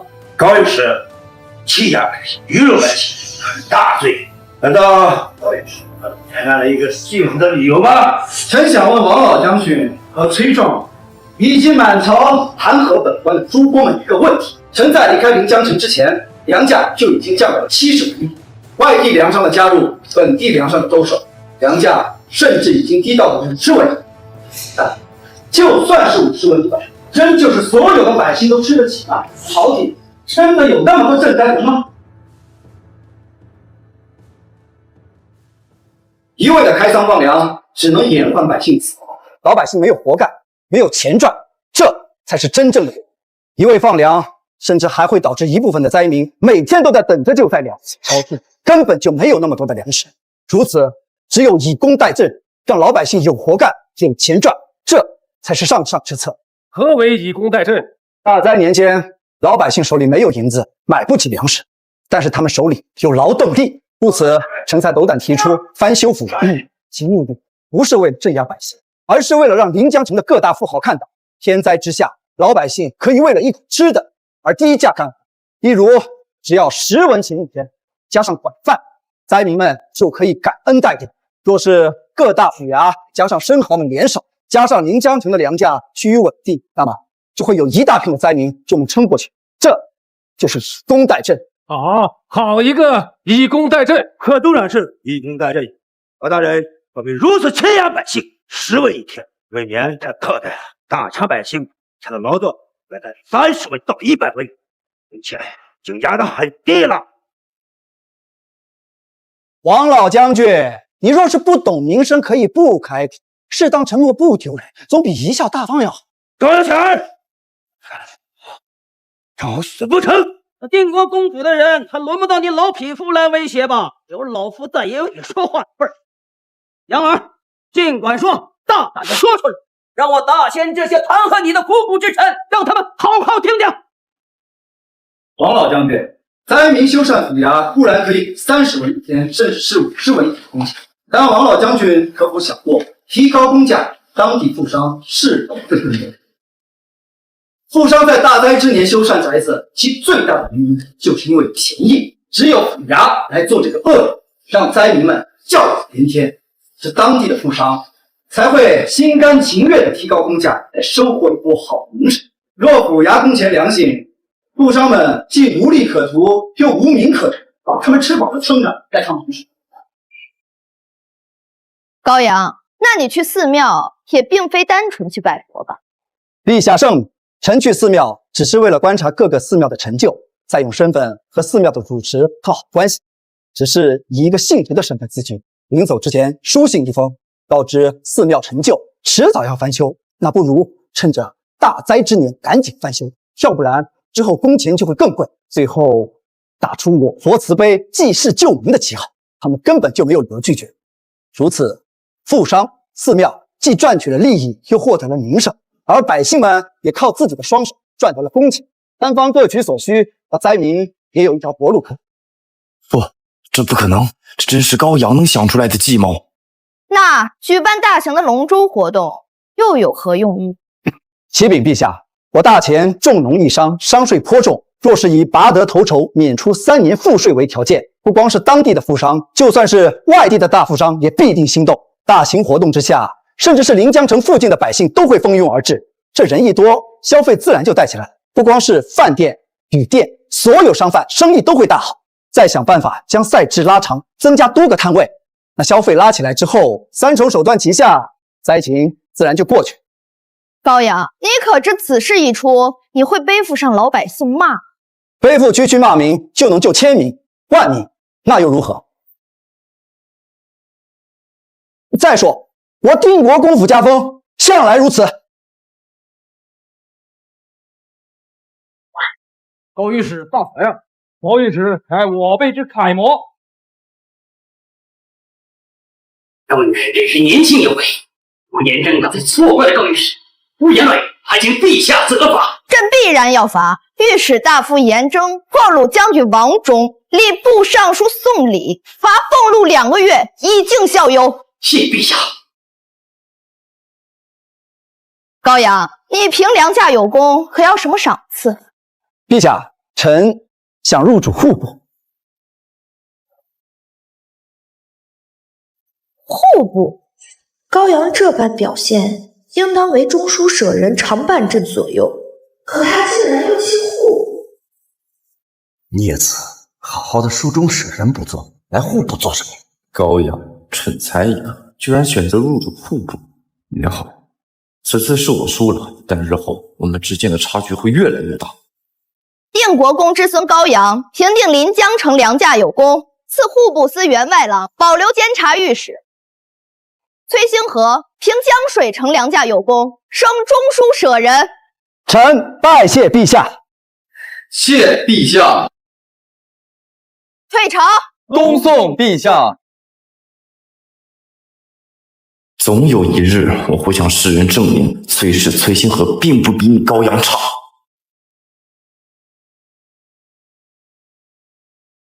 此等做法是不是有些唐突啊？孩儿入主户部，纯粹是因为父亲乃户部侍郎，那有关系才好走动嘛。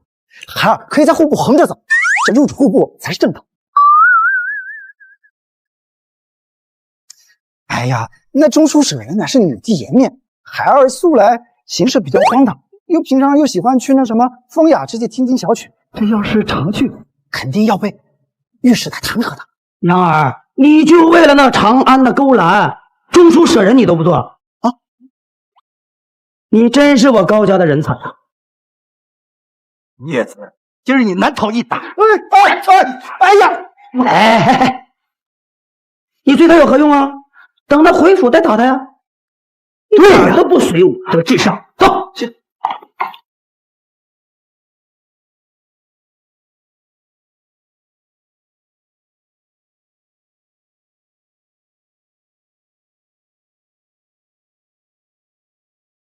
曼儿，你把临江城发生的一切一五一十的告诉朕，朕要知道全部。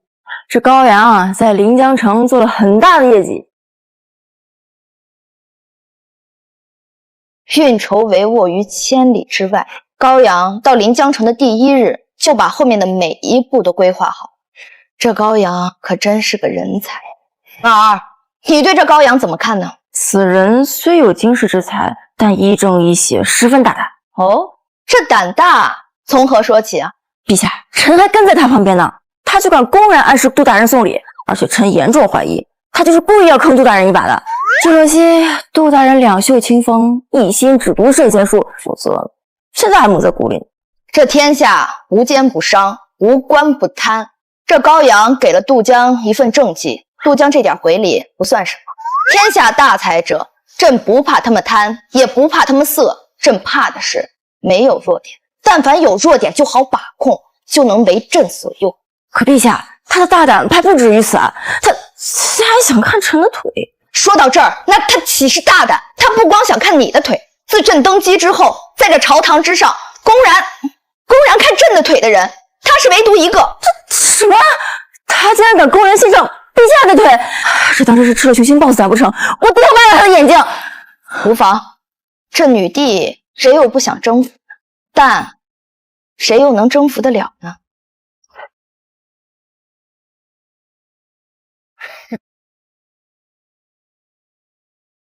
都散了吧！小小临江城显位，搞得跟中了状元似的，让人看了成何体统？杨儿，随我到后院，老夫有话要问你。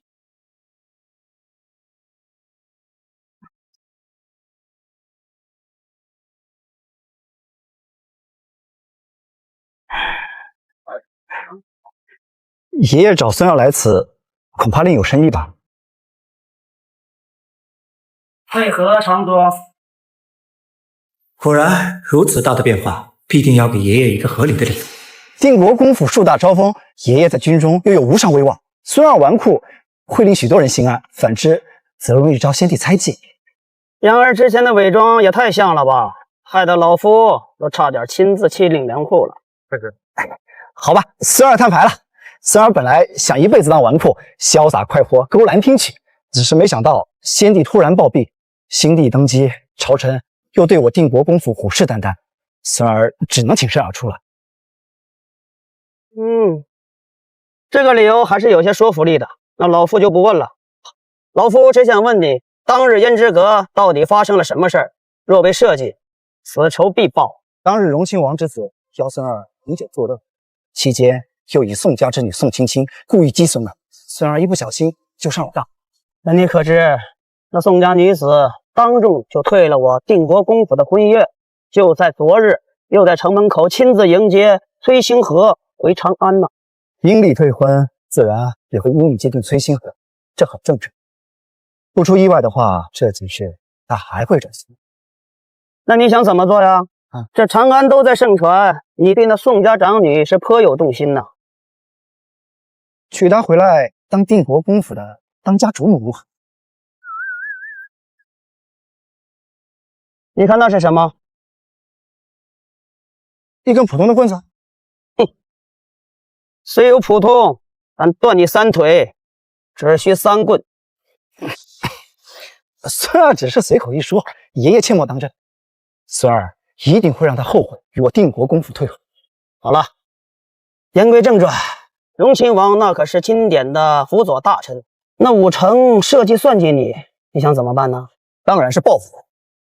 若没有荣亲王的首肯，那周武定然不敢如此设计孙儿。朝中一众弹劾孙儿的朝臣背后，定然有荣亲王的影子。说到底，他就是不想让我们定国公府权柄滔天。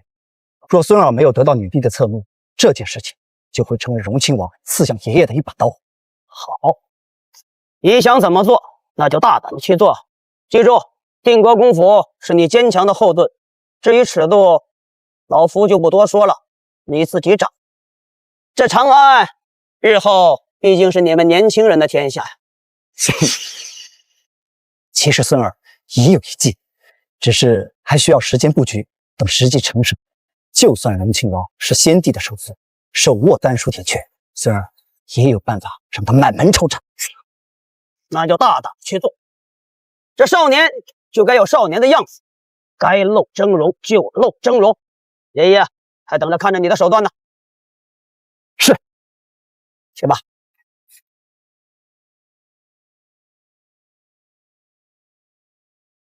不是，老夫还等着看着你的手段呢。如果你能兵不血刃杀了荣亲王，我定国公府定能在大兴反灭。老夫纵死，也可含笑九泉呐。大公子，床已经给您铺好，可以歇息了。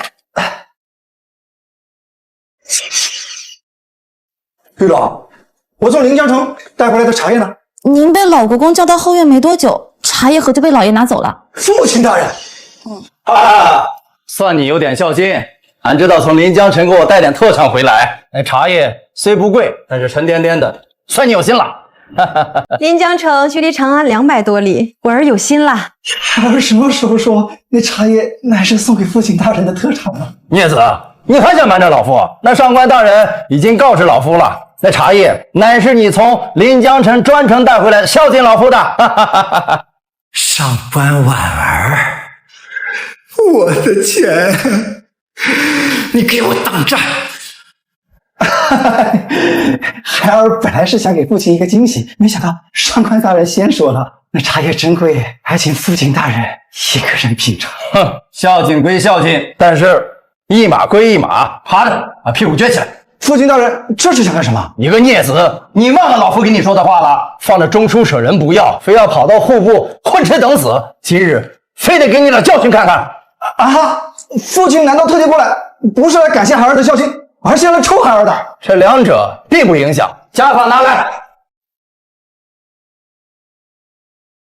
哎呦，这一切都怪孩儿。中书舍人乃是女帝的近臣，身为中书舍人，就会成为母亲大人的骄傲。孩儿居然因为怕中书舍人事务繁忙，就让给了那崔星河。母亲大人，你就让父亲打死我吧，孩儿也不想我了。杨儿，千万别做傻事，今日有娘在，你且放心。你看看你，给孩子都欺负成什么样了！杨儿现在如此怯懦，你这个做父亲的难辞其咎。夫人，这逆子在金銮殿门口可不是这么说的，这不可当真啊！谁在百里之外还惦记着给你送茶叶？多么孝顺的孩子！你真是，你这个没良心的，给如此孝顺的孩子都欺负成什么样了？甚至尽孝还得上官大人提点。要是杨儿做什么傻事，我也不活了。夫人，好你个孽子，敢设计我！你给我等着，这事没完！夫人，夫人，是何人要见本公子？草民陈胜，临江人士，见过高公子。临江人士，你追本公子一路追到了长安，有何事？草民曾在临江城许诺，若高公子让临江城粮价降下来，草民愿意追随公子做牛做马。若是本公子没有降下临江城的粮价呢？那自然是以命抵命，竟让公子血洒当场。起来吧。谢高公子。本公子没想到你这么大义凛然。若是以后要你做的事情非你所愿，陈胜既然来了，那这条命就是公子的，只要不屠戮百姓，一切听公子安排。有点意思，留下来吧。谢公子。去府衙查一查有没有案底，再到临京做一下实地调研。既然这位大公子下令，就把妻儿一并接来掌门。是。行。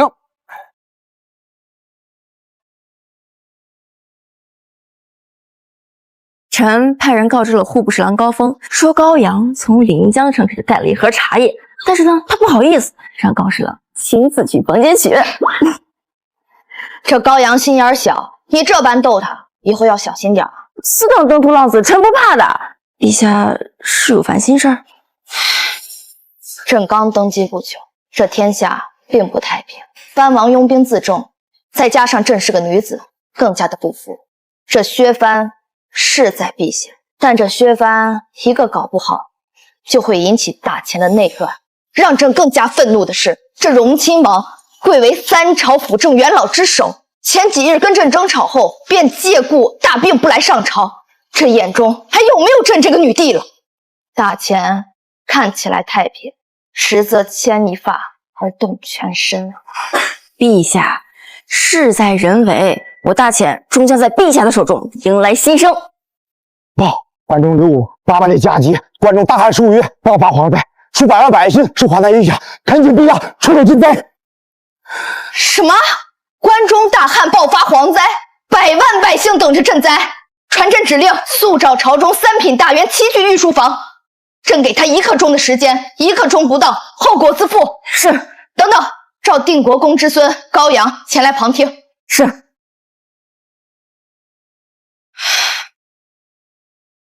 朕刚继位，先是广阳郡洪涝，又是关中大旱，难道真是天要灭我大钱吗？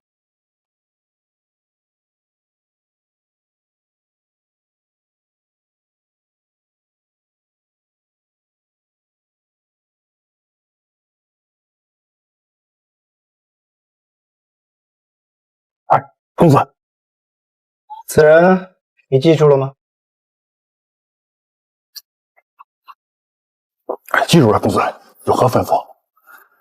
这几日你便盯紧这个荣亲王之子周武，他只要出门，你就盯着摸清他的生活作息，这一点应该不成问题吧？公子您放心，我等皆是退步老兵，跟踪杀人，皆异于水准之上。你就不问问本公子要干嘛吗？身为属下，照做就是，其他的不应操心。去吧。是。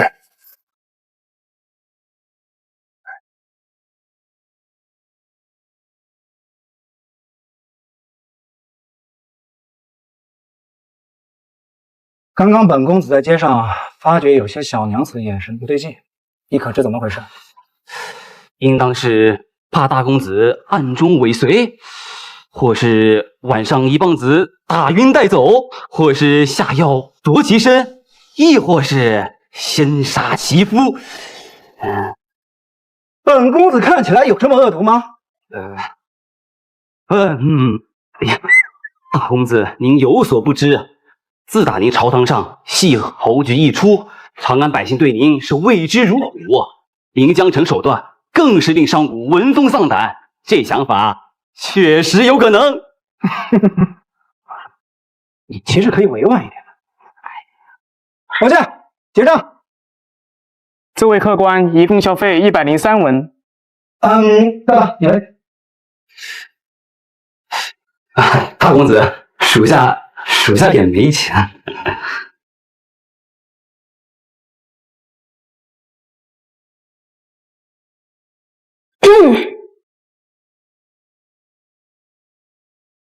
宋小姐，好巧啊！哎呀，果然是如我所料，只要我出现在这高阳面前，他就会跟条狗一样乖乖贴上来。高公子有事吗？我就说认识人家宋小姐，你这伙计还不信？人家可是朝廷大员，会缺你这点钱吗？我也不吃。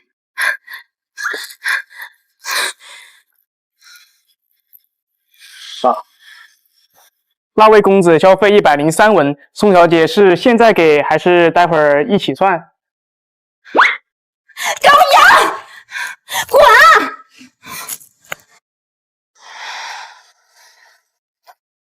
高阳，你去哪儿了？你知不知道我等了你多久？又差点找了你多久？发生什么事了？关中有蝗灾之危，陛下有令，命3品以上官员以及你一同进宫商议对策，速速入宫。快走吧！知道了。快入宫！乃大前肱骨之臣齐聚，难道就一点办法都没有吗？陛下，蝗灾自不就无法防范，乃是上天之惩罚，避无可避。以老臣之见，朝廷筹备粮食，先一步运往关中，做好最坏的打算。上天惩罚？丞相所言，难道是朕登基之后，上天容不得女子称帝，所以才降此惩罚，作为朕的报应吗？臣不敢。关中数十万百姓，一旦蝗灾泛滥，必定民不聊生。尔等有何良策，尽管说出口，朕必定重赏。陛下，自古蝗灾便伴随着造反，老臣认为，陛下所得到粮食，还应调集夫人的大军，提前部署，防止灾民造反，及时镇压。陛下，眼下蝗灾尚未大举爆发，如直接派大军进入关中，恐适得其反。更何况大军一动，这粮饷也是一笔最小的数字。与其如此，不如全力赈灾。高爱卿说的对，事情还没有发展到要派军队镇压的程度。既然本将军的方法不行，请问高大人有何高见？本官暂无办法，但一味的镇家绝对是胡闹之举。嘿，匹夫之勇，你有办法了？放屁！你说，我告诉你，顶都没办法，你不要那个。Only you can take me 取世徑 ，Only you 能殺妖精鬼怪。Only you 能保護我，唔使俾啲旁證蟹精嗒我，只有你。不来，朕让你们来是来討論辦法的，不是看你們吵架的。崔星河，你可有何良策？陛下，自古以来蝗灾无人可抑制。据刘郡守所说，这蝗虫已经出现，而且良田遍地都是虫卵，这虫卵深入地下，难以根除，恐怕如今只能准备赈灾。对，崔状元所言极是，此乃天灾，仅只靠人力绝无可能遏制，当及时赈灾呀！如此多的灾民，仅靠朝廷赈灾，如何能活？高阳小儿，你怎么来了？此等朝会，你个刘培也够资格。高阳，乃朕特诏。高阳，关中大旱，蝗虫虫卵泛滥，恐有蝗灾出现，你可有何妙计？陛下，此等黄袍小儿连蝗灾都没有见过，怎么可能有解决蝗虫之法？他要有解决之法，老臣直接天文他所有谋横。黄老将军，男儿一言胜过千金，那便一言为定啊。这高阳连蝗虫都没见过，能有搞定蝗灾的办法？不可能，绝对不可能。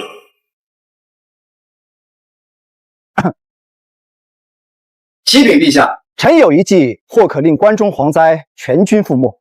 高阳，你有何法子大胆说，不用顾虑后果，朕和众爱卿自当考量。既如此，那臣便提出几点拙见。不过在此之前，臣需要确定一点：这关中郡守上书的奏折，这蝗灾是已经爆发，还是只有大量的虫卵尚未爆发？还未大举爆发，只是虫卵，但能让刘武上书，让朝廷做出对策，这数量必定够。高大人，大量虫卵必定会爆发虫灾，而且这虫卵都深埋地下，难以根除。这两者有何不同啊？崔大人，你有所不知，这其中的区别太大了。若飞蝗铺天盖地席卷而来，那应对的办法几乎没有，只能从赈灾下手。若只是出现大量的虫卵尚未爆发，那其中便大有文章。臣有3计，三计齐出，必定可大大延缓关中的蝗灾。第一计就是抓。如何抓？朝廷可颁布圣旨，百姓在田野之中抓捕蝗虫，抓来的蝗虫可按一定的比例兑换粮食。此旨一出，关中百姓必闻风而出。北大人还有高大人有什么妙招？没想到竟是可笑之计。哦，此计如何可笑？有这田间之蝗就无法捕捉，哪怕捕捉，朝廷又拿蝗虫和粮食怎么对比？对比低了，百姓根本不动；对比高了，朝廷花费多次粮食。现在这捕蝗虫又有什么用？陛下，孽子尚未见过蝗虫，一时之下说出了贻笑大方的政策，请陛下恕罪。臣回府之后定会严加管教。无妨，自古蝗灾难以解决。不过高阳，你这个对策确实欠妥。用粮食换蝗虫，这些蝗虫它根本就无用。陛下，谁说蝗虫无用？臣的第一计需要配合第2计一起使用，方有奇效。第2计又是何？臣的第2计就是吃，制定一定比例的蝗虫换粮，再将这些抓来的蝗虫统一烧烤晒干，其味道如同飞虾一样，可当做食物。这便可以给百姓一个不错的兑换。百姓愿意抓蝗虫，抓来的蝗虫统一售卖，售卖的钱可以一笔支出，这何乐而不为？吃蝗虫，陛下，此计万万不可，乃祸民之计啊！为何？臣虽没有吃过蝗虫，但博览群书，这蝗虫乃是有毒的，不能吃啊！高阳，你不走寻常路，一些法子我也十分惊叹，但论读史、博览群书，100个你也比不上我。崔状元所言极是，老臣曾任青州刺史，当地爆发巨大蝗灾，老臣亲眼所见，吃了蝗虫的百姓虽不致死，但身体都出现不同程度的难受。此计乃攘民之计。陛下，高阳袖手回朝，还请陛下让他走出，否则这场此子后果太严重了。徐相，所言当真？老臣所言句句属实。陛下，这天灾本就是上天之惩罚。高大人所言虽好，但蝗虫却有毒，此计行不通啊！高大人，我承认你有才，但此计万万不可行。历年之间，没有一次蝗灾是以吃而结尾的。崔大人，你说的对，但不对。先前臣下必向确认，这关中蝗灾是已经肆虐，还是虫卵居多？这一点至关重要。高阳，你这是什么意思？臣先前看过一本古籍，里面就有对蝗虫的记载。这蝗虫体内结构特殊，分为群居性和独居性。简单来说，当蝗灾还未形成时，当蝗虫还未成群结队时，它通体为绿色，或者主体为绿色。此时蝗虫无毒，肉质鲜美，营养丰富，油炸之后味道犹如飞虾一般。但若是一旦蝗虫已经成群结队，那颜色就会变成灰黑色或黄色，性情暴躁，甚至可以在几个小时之内形成毒素。若这个时候过量服用，则对身体有危害。崔状元和徐丞相说蝗虫有毒，指的就是这种群居性蝗虫。但眼下关中蝗灾还未爆发，完全可以鼓励百姓去捕捉绿色蝗虫。这我大前百姓众多，饮食文化又源远流长，完全可以把蝗虫作为一道美食嘛。荒谬，太荒谬了！蝗虫绿色如何变成灰黑色？陛下，靖和公之虽胡言乱语，妖言惑众，臣恳请陛下重罚。崔爱卿，这蝗虫真的分为2种形态吗？回陛下，此蝗虫的确有2种，乃绿色和灰黑色。此次蝗灾爆发，确实如高阳所说，乃灰黑色的蝗虫。但是有毒和无毒，绿色变灰黑色，仅仅是独居和群居的区别，这无从考证啊！臣认为此事太过滑稽，定不可能。为天下百姓，臣高阳愿为国献身。陛下所捕蝗虫，臣愿以身试毒，多多益善。只要是绿色蝗虫，臣皆愿意低价购买，为此也算是为国献身。前世这烤蝗虫可是要几块钱一串，这价钱都快和牛羊肉差不多了。我爱吃。高大人，你可知你所说的事事关关中百万百姓？此事若是出了差错，不光是你，纵然是你，整个定国公府也承受不起。有些事，高大人还是要慎言。这他妈能是镊子说的？并且这镊子能读书，真是见了鬼了。事已至此，陛下，臣定国公府愿以宅子、地契作为凭证，低价收一些蝗虫，缓解国库压力。臣也愿以身试黄毒，亲证逆子之话。高爱卿，此话当真？陛下，逆子好不容易大器晚成，当爹的自会支持。若蝗虫真的有毒，那银子就当为国效力了。想来陛下定不会看着定国公府满门饿死。朕还不至于让手下的臣子一力承担。既然诸位爱卿都没有方法，那就按照高阳的法子来吧。有些事情只有试了才能知道结果，至于亏损，朕从内库出。啥玩意儿？从女帝的内库？哦，原来是那个内库啊！女帝的私房钱，吓我一大跳。高大人，纵使你这本古籍记载的是真的，那也只是针对数量少且无毒的蝗虫，但这关中地域虫卵居多，正如高阳所说，乃是群居性有毒的蝗虫，这作何解呀？臣还有第3个法子，生物防治，天敌相克。高阳，天敌相克，此法从未听闻，你这是何意思？这天下万物相生相克，不光是蝗虫，其他动物都有天敌。例如耗子怕猫，兔子怕老鼠，虫子怕青蛙。一个地区某种生物突然爆发，一定是天敌减少。这蝗虫虽然诡异，但也难逃此规律。生物防治就是以此为思路。这个思路倒是有些意思，或许真的能解关中之围。高阳，这何为生物防治啊？天敌减少，环境适宜，这是蝗灾爆发的必要条件。旱灾我们虽然没有办法改变，但是我们可以增加蝗虫的野外天敌。臣的方案就是在长安一带1天之内召集5万只鸡鸭，组成鸡鸭联军进军关中。这1只鸡鸭1天就能吃成百上千只蝗虫，这5万只1天就可吃5000万只蝗虫。哪怕对半折，那1天也能消灭上千万只。这眼下关中蝗虫还未爆发，多为虫卵，这数日之内就可以将其大肆减少。这日后哪怕蝗灾真的爆发了，那已经减少数亿只，甚至是数十亿只，那危害也已经大大减少了。此法，臣愿称它为生物防治。好，陛下不该如此呀！若蝗虫大举入侵，鸡鸭吃蝗虫，不该数百年没有能臣提出过呀！陛下，徐丞相所言不无道理，但其中理由臣也说过，这群居蝗虫和独居蝗虫是2个概念。一旦蝗灾爆发，非但鸡鸭不吃，连鸟也不吃，纵然很饿，那也吃的很少。但是这蝗虫幼虫可就不一样了，这对鸡鸭来说简直就是上天的馈赠。所以这蝗灾只能预防，一旦铺天盖地席卷而来，那应对的方法就很少了。陛下，高阳所说太亦非所思，单居就没毒，群居就有毒，这不是无理取闹吗？陛下，此法从未听闻，还应当慎重啊！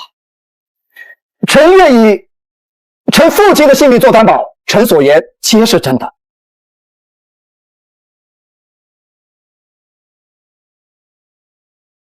好，朕就豪赌一次，用户部员外郎高阳之法，生物防治试一试，一切后果，朕乃大钱之主，由朕一人承担。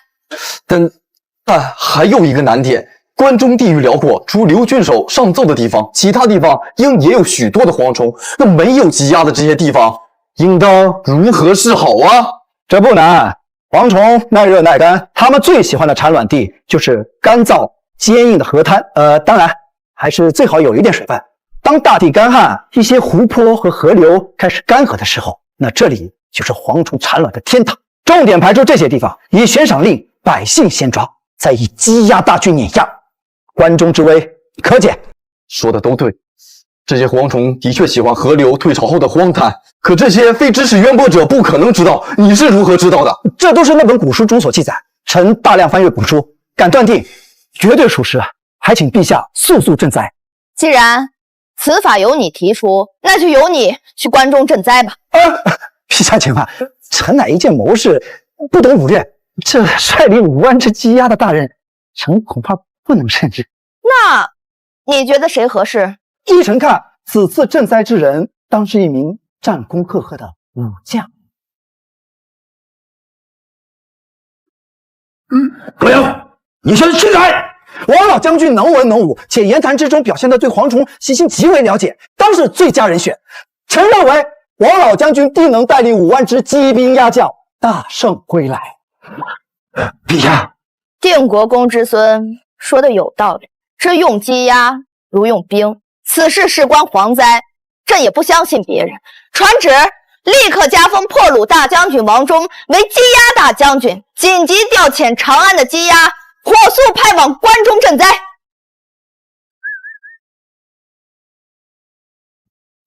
臣谨遵陛下旨意。陛下，老臣还有些忧虑。严御史，有话直说。高大人所言，这个法子是不错，不过平素里百姓对于蝗虫乃视为天之大祸，认为皆是天意，有许多百姓不敢忤逆上天，所以甚至蝗虫到来肆虐良田，他们会纷纷跪下祈求蝗虫赶紧离开，这该如何是好？所以灭蝗难不在蝗虫，而是人心呐。如果人心不齐，所有的办法都微乎其微啊！陛下，严大人所言言之有理啊！各地史书均有记载，蝗乃天灾，非人力所能及。不说平头百姓，就连各地方官员都认为蝗乃天罚，不是人为能阻挡。这也是为何历年来蝗灾严重的原因之一啊！高阳，对此你可有罚？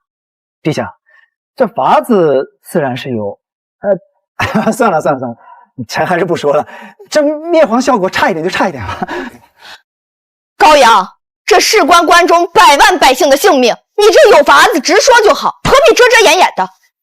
陛下，户部员外郎有对此而不说，乃欺君之罪，当重罚。对，陛下，这可是你们让臣说的，那臣可就说了，还请陛下赎罪。快说，朕恕你无罪。陛下，此局倒也好破解。陛下乃大前女皇，在百姓眼里本就是顺天意、育万民，只需陛下当众吃下一只蝗虫，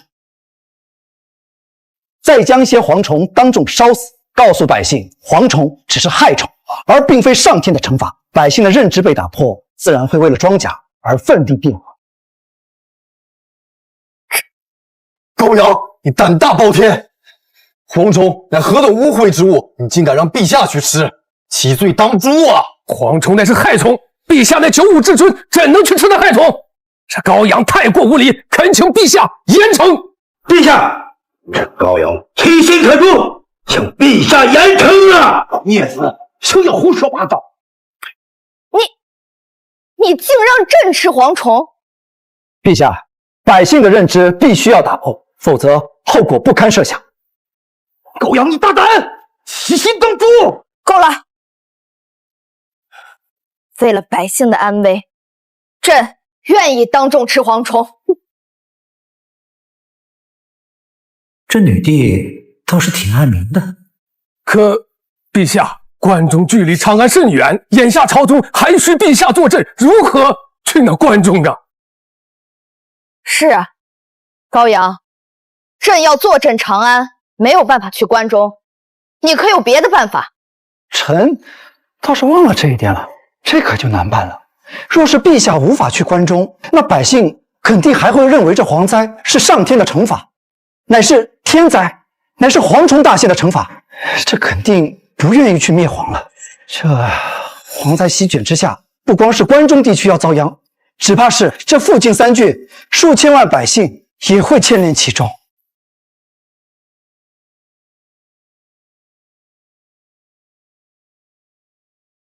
你小子和老婆做什么？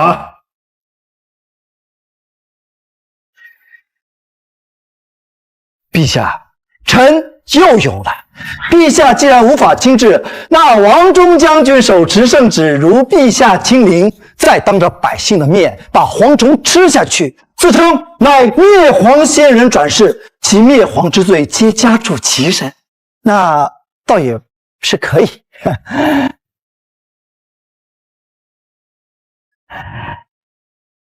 就是蝗虫丑陋，令人不适，王老将军愿不愿意？老夫这还有的选吗？王老将军年事已高，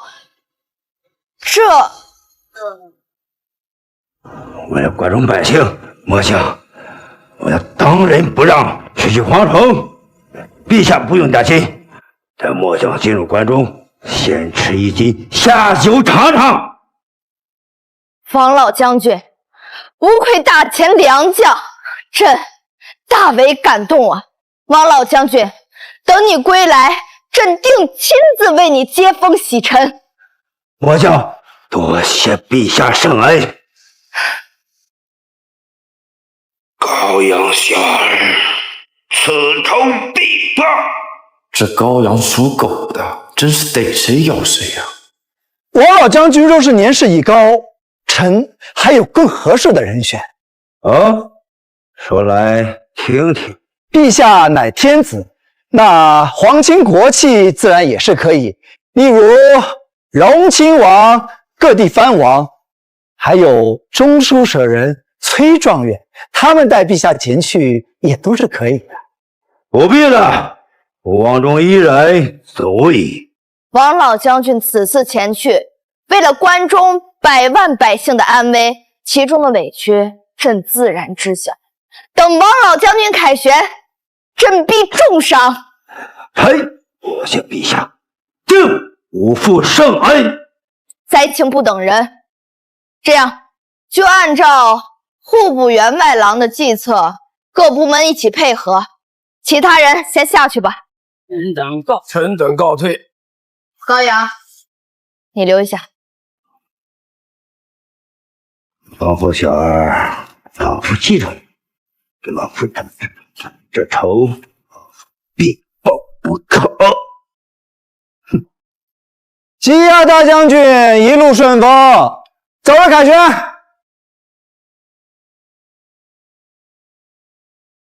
高阳，你好大的胆子！陛下，臣何罪之有啊？这赌约是王老将军自己提出的，吃蝗虫，陛下无法亲至，臣这才提出让王老将军代替。陛下明鉴，臣这一切都是为了大钱，为了陛下着想。你的意思是，朕冤枉你了？臣错了。错哪儿了？臣不知道，但臣知道，陛下说臣错了，那臣就是错了。高阳，你是个聪明人，明白朕的意思，朕不必多说。毕竟这段时间，王老将军有错在先，这件事儿就算是扯平了。王老将军年事已高，这次又因为朕为了大钱付出了巨大的代价，有些事儿你适可而止。陛下，臣一向尊老爱幼，王老将军他年事已高，纵然陛下不说，臣也不会为难他的。你可知道朕为何单独留下你？臣猜陛下是为了那5万只鸡鸭之事，那也是一笔不小的费用，陛下正在为此发愁。这征调倒是简单，但光中蝗灾过后，5万只鸡鸭回京，该如何处置？如果大量涌入京城，这价格必定下跌，总不能让朕将其圈养在这皇宫之中吧？陛下，这一点并不难。长安百姓饲养鸡鸭，但不舍得大量投喂，所以鸡鸭偏瘦。但到了关中，有大量的蝗虫可食，这些鸡鸭便会个个变得膘肥体壮。臣特意记录在册，征调便也是借以瘦弱之鸡鸭换取膘肥体壮之鸡鸭，这笔买卖也不亏。其次，灾情紧急，事发突然，在长安城一旦扫空积压之后，附近几城还尚不知道，这便有了可乘之机。陛下可派人及时去采购一批，高价投入到长安城中。若关中蝗灾紧急，则继续投入到关中；若不紧急，则可高价卖出。在我大田，猪肉价贱，百姓多食之；而大户人家则多以鸡、鸭等野味而食。这不宰他们一波，更待何时？如此成本下降了，倒是亏也亏不到哪里去。妙，此计甚妙。高阳，你觉得这蝗灾真的是天上降下的责罚吗？这纯属是无稽之谈。与其说蝗灾是惩罚，倒不如说干旱、洪涝那才是上天的惩罚。这就是一种生物现象罢了。朕也不认为这是天降之罚，但朕认为人定胜天。不过，臣必须要提醒一下陛下，生物防治用人为等手段干预，只能降低蝗灾的危害。蝗灾还是会有，这不可避免。只是这最可怕的，一直都不是蝗灾，而是蝗灾过后的颗粒无收。陛下，你要做好赈灾的准备。你所说的一事，朕自然是知道的。历年的蝗灾，无论大蝗灾、小蝗灾，这朝廷的赈灾付出巨大的代价，但效果几乎微乎其微。朝廷颁发的赈灾粮，经过层层的贪污，到百姓的手中已不足30%。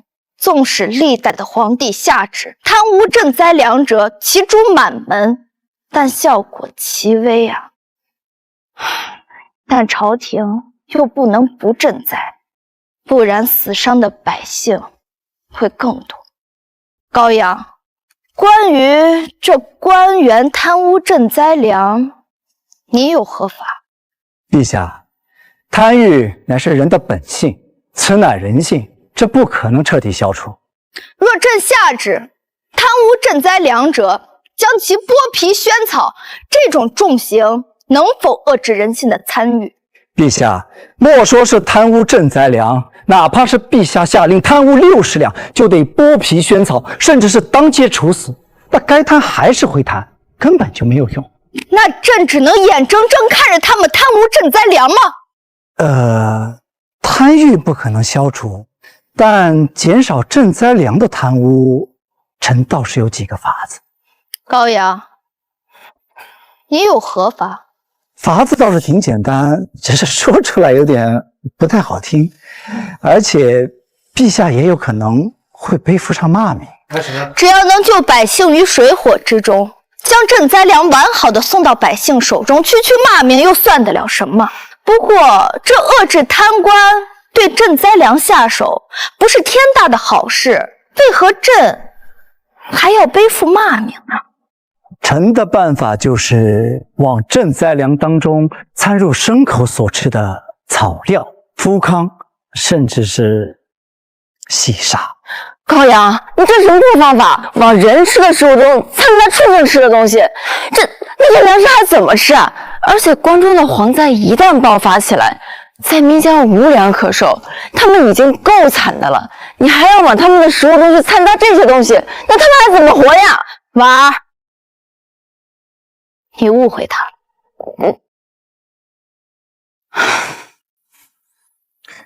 国库空虚，赈灾粮是绝对不够的。那些官员贪污赈灾粮，无非就是为了谋取暴利，自古利益驱人心，这和临江城粮价暴涨是一样的。天灾致使百姓颗粒无收，继而推动粮价上涨，这粮商才会囤粮谋取暴利。这些官员也是一样，他们贪污赈灾粮，一部分是为了自家吃，另一部分则是为了高价卖出换取金银。那我一旦在这赈灾粮当中掺入麸糠、草料，那这赈灾粮可就卖不出去了。即使卖出去，那也卖不了高价，没有高额的利益驱使，那这些官员谁又愿意为了冒着杀头的风险去铤而走险呢？更别说是自家吃了。既是贪官，那必定是养尊处优、贪图享乐之辈。又有哪个官员愿意吃这掺入砂石的粮食？如此一来，便能拒绝贪污。哪怕是贪，那也贪不了多少。毕竟，当风险和利益不成正比的时候，官员是不会铤而走险的。那百姓呢？奇怪，这胸也不大啊，怎么这么蠢？对于灾民而言，活下去才是他们的首要目的。别说是掺入富糠草料，哪怕是树皮、观音土，他们饿了也得吃下去，否则哪来的人间一子而食的惨象？好，高阳，今日朕真是对你刮目相看。有了你的妙计，纵使关中蝗灾，但可以少死数十万的百姓。明日早朝，我就把这法子公布出去，我看那些贪官，他们还怎么贪。高阳，你给朕除了镇蝗灾的妙计，又出了这赈灾粮的妙计，说吧，想要什么赏赐？陛下，臣这怎么好意思？哦，高爱卿如此客气，那就当朕没说吧。陛下，你金口玉言，岂能出尔反尔啊？行了，想要什么直接说吧。朕一向有功必赏，绝不苛待我大前的功臣。陛下，臣想要一块令牌，近几日避难用。避难？这一切还要拜上官大人所赐。杜大人和臣之间一些正常的人情往来，硬是被上官大人给坑了。家父到现在还没有打开那盒茶叶，要是有3、5好友上府一时兴起要喝茶，臣要是没有一块令牌护身，臣怕再也没有机会拜见陛下了。再者，陛下也知道，臣乃一介读士，行事比较谨慎。你这真不愧是独士谋己的身份，果然谨慎。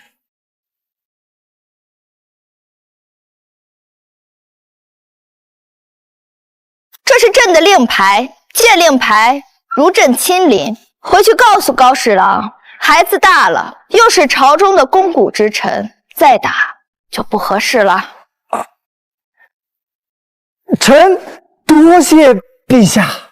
行了，退下吧，朕也有些乏了。臣告退。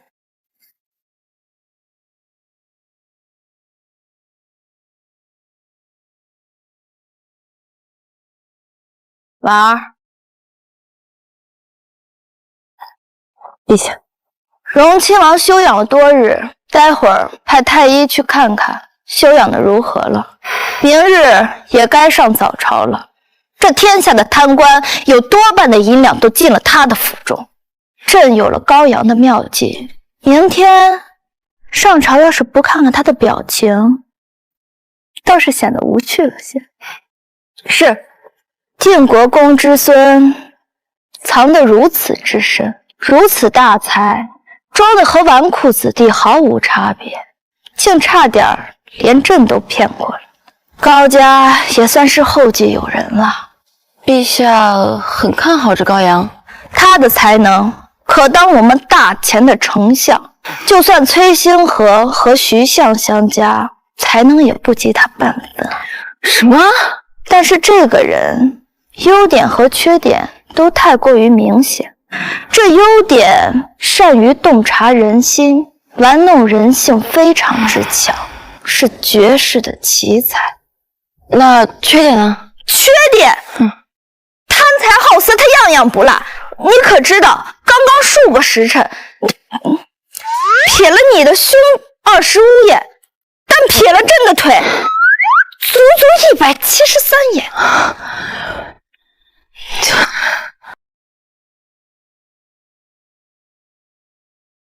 陛下单独留你一人，乃无上恩宠，你可有不敬之举？后晋大人放心，孩儿全程目不斜视，从未有不敬之举。当今陛下乃大前女帝，做臣子的当有敬畏之心，适当的距离还是要保持的。为父是从你这个年龄过来的，这陛下的诱惑力，为父清楚，但不该有的心思绝不能有，否则莫说你一人，就算是整个定国公府也十死无生了。孩儿知道了。对了，你这次的反击干得漂亮，为父心里也很解气，但羁押大将军和坑王中吃蝗虫一事，手段太过激，只怕会不死不休啊！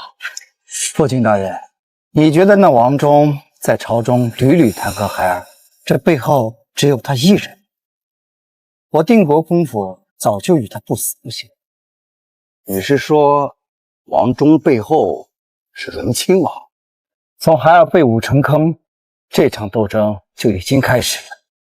朝中大臣个个都是老虎，孩儿接下女帝陛下的求贤诏，这件事情他们不可能不知道。爷爷坐镇定国公府，朝中多少要给爷爷点面子。但是从临江城开始，针对孩儿的弹劾，针对定国公府的弹劾，一封接着一封，除了少部分正直的御史，其他都是。可荣亲王为何会这般明目张胆？答案很简单，以定国公府立威，逼朝臣站队，进而威胁皇权。父亲，这场风波早就退无可退了。王忠远离朝堂，对于我们来说是一件好事。若是孩儿接下这件差事，那荣亲王必定会横加阻止，暗中使坏。但若是王忠前去关中，那荣亲王一定不会坐视不管，诏令就会顺畅无比。此事你爷爷可知道？爷爷让父亲大人给孩儿一些银两，搞死荣亲王。好，我这就去派人送来。此事关乎整个定国公府，你自行把握。多谢父亲大人。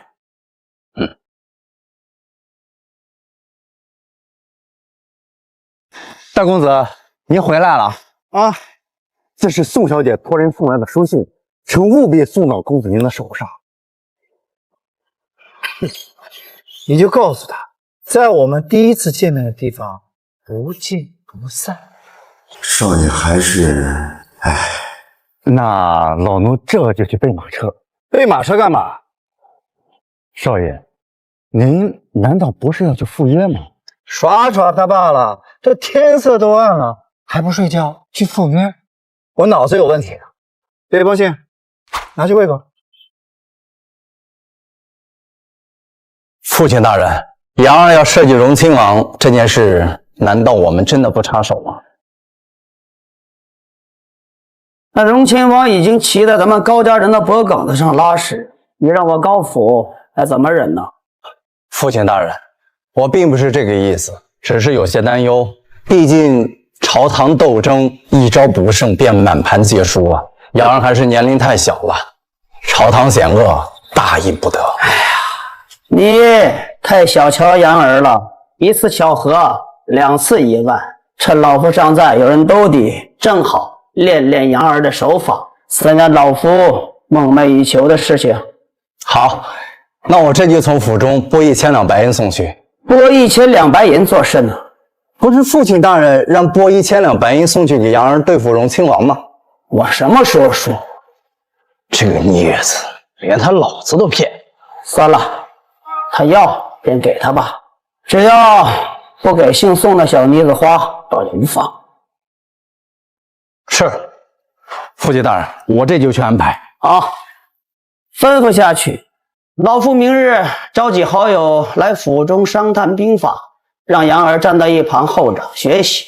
我高家后人只懂毒计，不懂兵法，这传出去，岂不叫人笑话？是。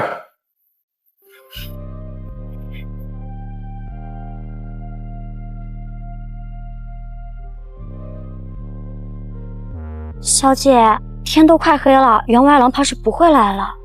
本小姐可是亲自给他写的信，按照这高阳的秉性，他必然视若珍宝，不可能不来。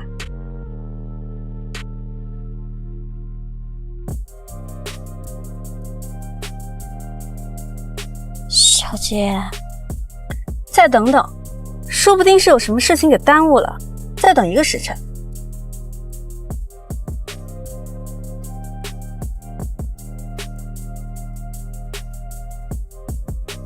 难道是我记错了？不是这棵大槐树，你派人再去打听打听，看看是不是有什么事情耽误了。好。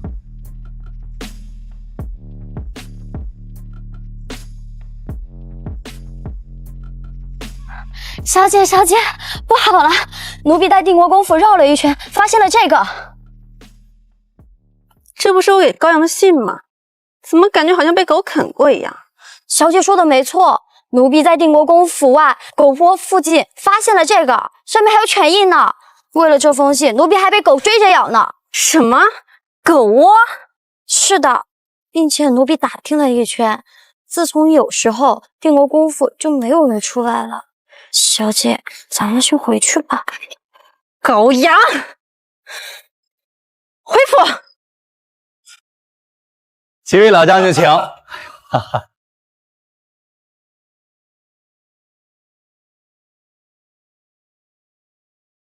你我几位的交情就不必多礼了。以后老夫100年之后的高府还仰仗着几位的照顾啊！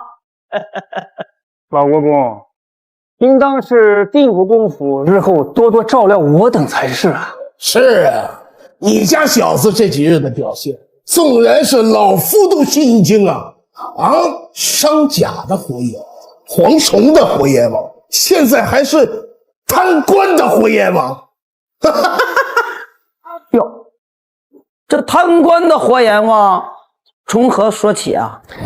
早朝时，陛下宣布要向关中用赈灾粮食，还说要在粮食里掺些沙子，百官直接就炸了。荣亲王更是第一个站出来，指责陛下苛待百姓，乃昏君之举。随后13位御史一同愤慨激昂怒喷，甚至当场表态，若陛下一意孤行，便撞死在金銮殿上。不是，这陛下如此糊涂啊！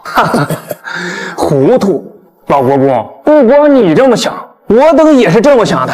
可接下来发生的一切，简直惊呆了我们所有人啊！陛下说，往粮食里掺沙子，就无法流通市场，高价卖出。贪官污吏们更不会吃掺了沙子的米，沿途贪官污吏便不会冒着杀头的危险去贪赈灾的粮。如此一来，受灾的百姓便多了一份生的希望。此话一出，我等简直惊呆了呀！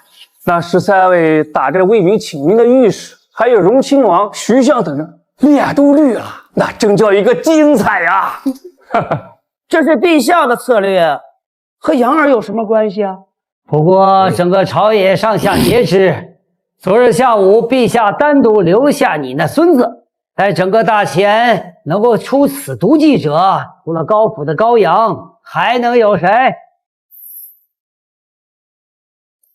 老国公，此次早朝，此子让荣亲王吃了鳖，以他的性格，必定会对定国王府下手，还需多加小心。老国公，说了这么久，还没见你那个纨绔孙子，快把他叫出来，让老夫好好看看。是啊，不错，老夫也好好问问，好回去好好调教我那些不教子孙。去，换杨儿过来，喝茶喝茶。呸！老国公，你不地道！那府中出了个了不得的毒事，就请我等喝这样的茶呀？啊，还不速速把府内的好茶拿出来！不错，这茶色，办好茶。是啊，各位老将军，稍安勿躁。前几日犬子去了一趟临江城，因降粮价有功，所以当地县令渡江特地送了一盒好茶叶，一直尚未打开。今日便与各位老将军一起品尝。来人，将房间内柜子最里层的茶盒拿来。那去。老国公，大公子回来了。哎呀，爷爷，父亲大人。不行了，长得倒是一脸清秀啊，看你这肚子里一肚子坏水儿。不仅瘦，看着还虚。回头到老夫府上，给你好好补上强肾之术。堂堂定国公府上的大公子，这要不行，恐怕要丢脸呐啊！然而，来，我给你介绍一下，这位是左卫卫大将军吕老爷子。吕爷爷好。这位是秦大将军，秦爷爷好。这位是护国公赵老爷子，赵爷爷好。老国公，这小子不错。听说宋家娘退了婚，老夫正好有个孙女，那是貌美如花呀。小子，你走运了啊！这吕铮膀大腰圆的，孙女不会也继承了他吧？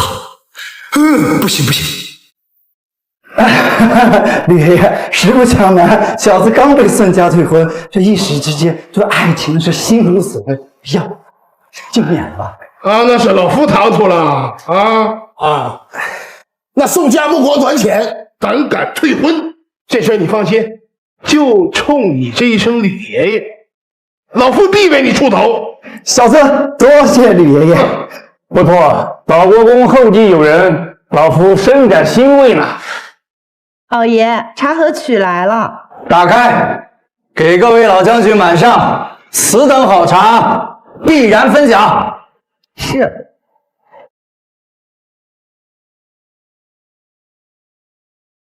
老爷，这茶杯都装不下。逆子，这就是杜大人送你的好茶叶。父亲大人，儿子早就提醒过你，这也怪不得我吧？哎，好了，不是这盒，速速去我房间把我珍藏的好茶拿来吧。是。老国公，老夫年龄大了，这眼睛和耳朵都不好使了。老夫也什么都没看见。对。各位老将军，伢儿刚才一时糊涂啊，这样我先带下去教导一番啊。父亲大人，今日这教导，他是要免的。陛下御赐的玄铁令，你怎么会有？昨日儿子向陛下献策，陛下特意赏赐给儿子的，还特意让儿子听嘱父亲大人，说儿子是大清的肱骨之臣，大不得。早就听说这小子是个毒士，以谋己为主。今日一见，果然名不虚传啊！好了，闲话少叙，老夫今日叫几位过来，就是商谈兵法。大楚与我大前相邻，其野心不小。今日辩论，我大前若是出兵大楚，会用什么最小的代价克城，并能攻克大楚？大楚地广人稀，城池坚锐，若是强攻，伤亡必然不小。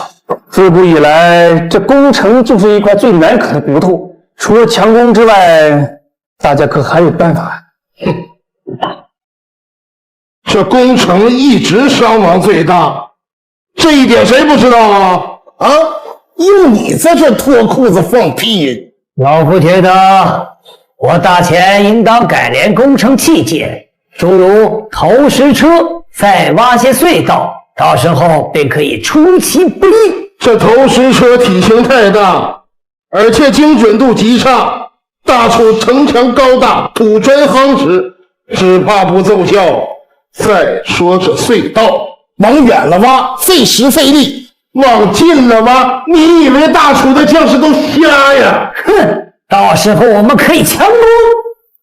哼，可纵观强攻历史，往往伤亡巨大。若我等在此商议之后依旧强攻，那我等坐在这里还有何意义啊？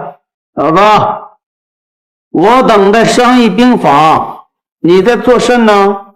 吃点岭南的荔枝，触犯天条了。你小子从小诡计多端，竟然当众吃起荔枝，哼，一定是胸有沟壑。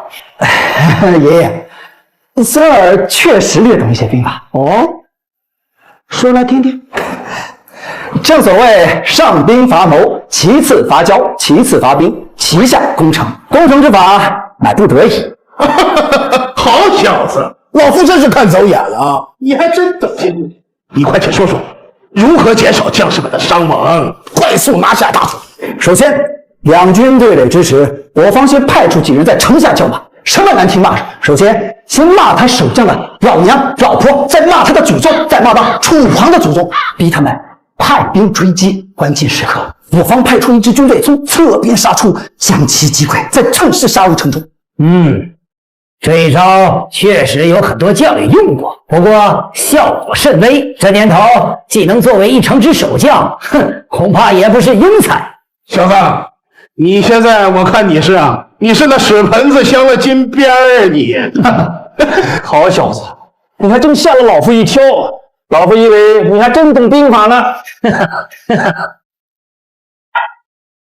各将军，陛下有请。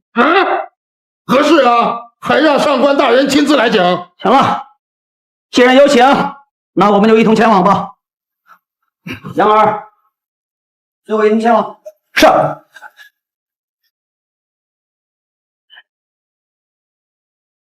拜见陛下。看来这事不小啊，能说上话的全来了。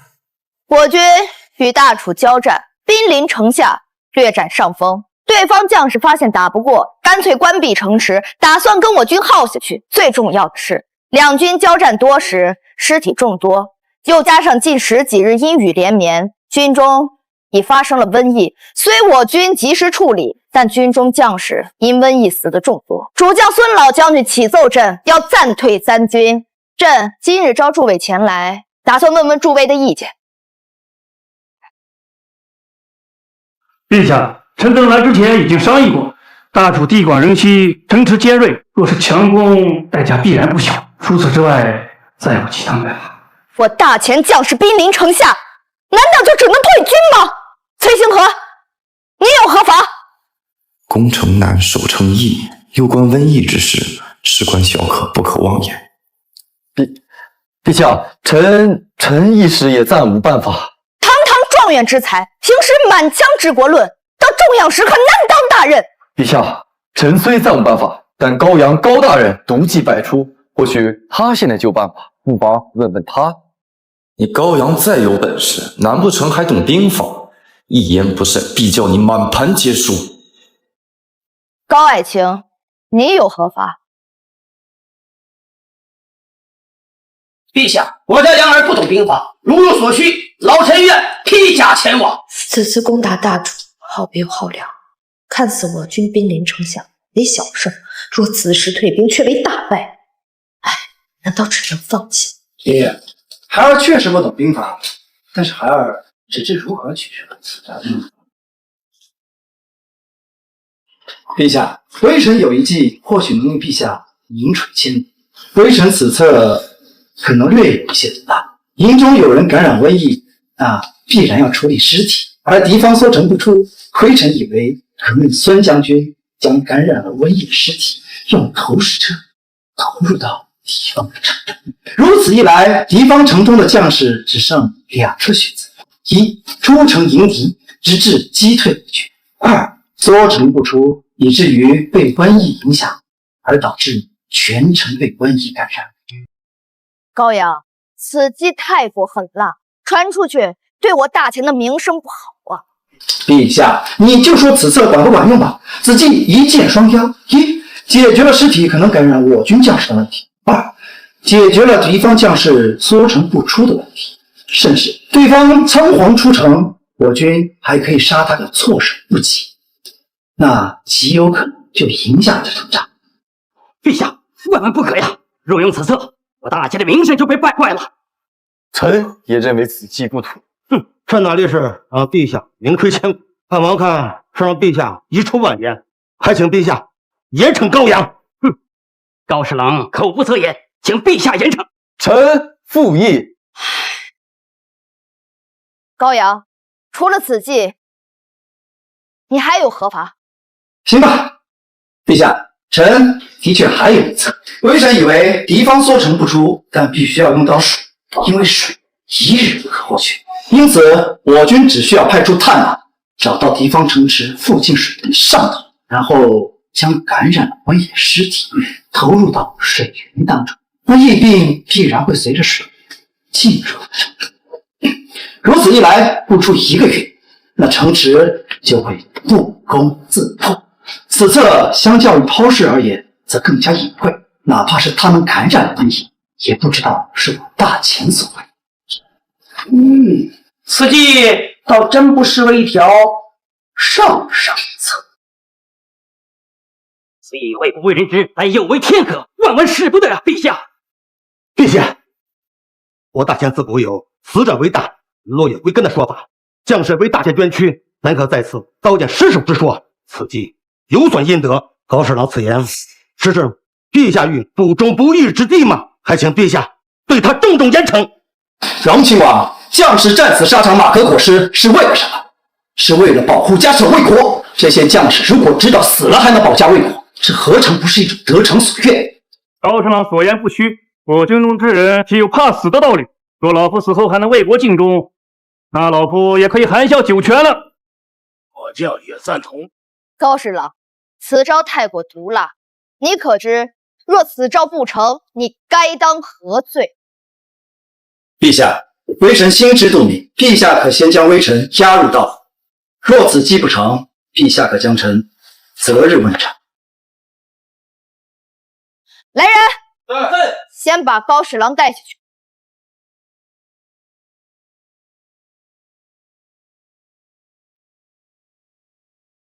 传朕旨意，800里加急，密令孙老将军。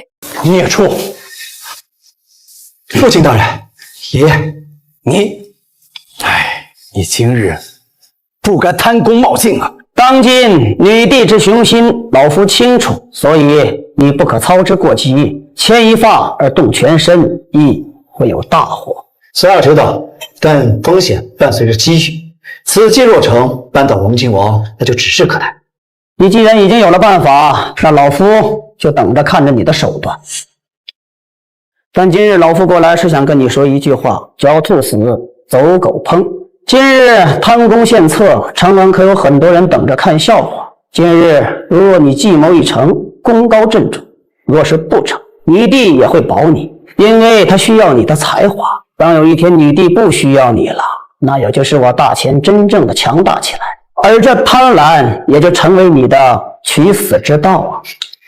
那爷爷有没有想过，若孙儿是一个不贪不好色、没有弱点且毒计频出的人，那女帝怎么会放心，怎么会放权？这贪污好色都是你放出来的，还有那茶叶盒子也是你主动让女帝知道，你好被她所用。这贪污好色的确是孙儿的本性，但让女帝看到也是不一样。爷爷放心，孙儿生性谨慎，在没有十足把握之前，孙儿会半错半对，行中庸之道。你可还有两全其美的法子？孙儿的第2个法子就能两全其美，只是有些大胆，怕吓到爷爷。你说，那就是拿下女帝，征服女帝。只要让女帝归心，那就不用再担心兔死狗烹，甚至这大秦的皇帝未来也未必不能姓高。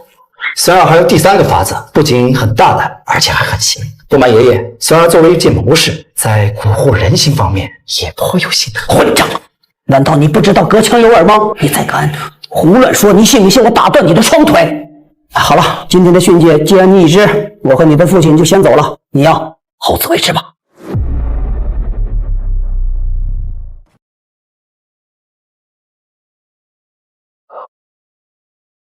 该死的高阳！今天早朝，艾玛就被高阳给陛下出的主意丢光了脸面。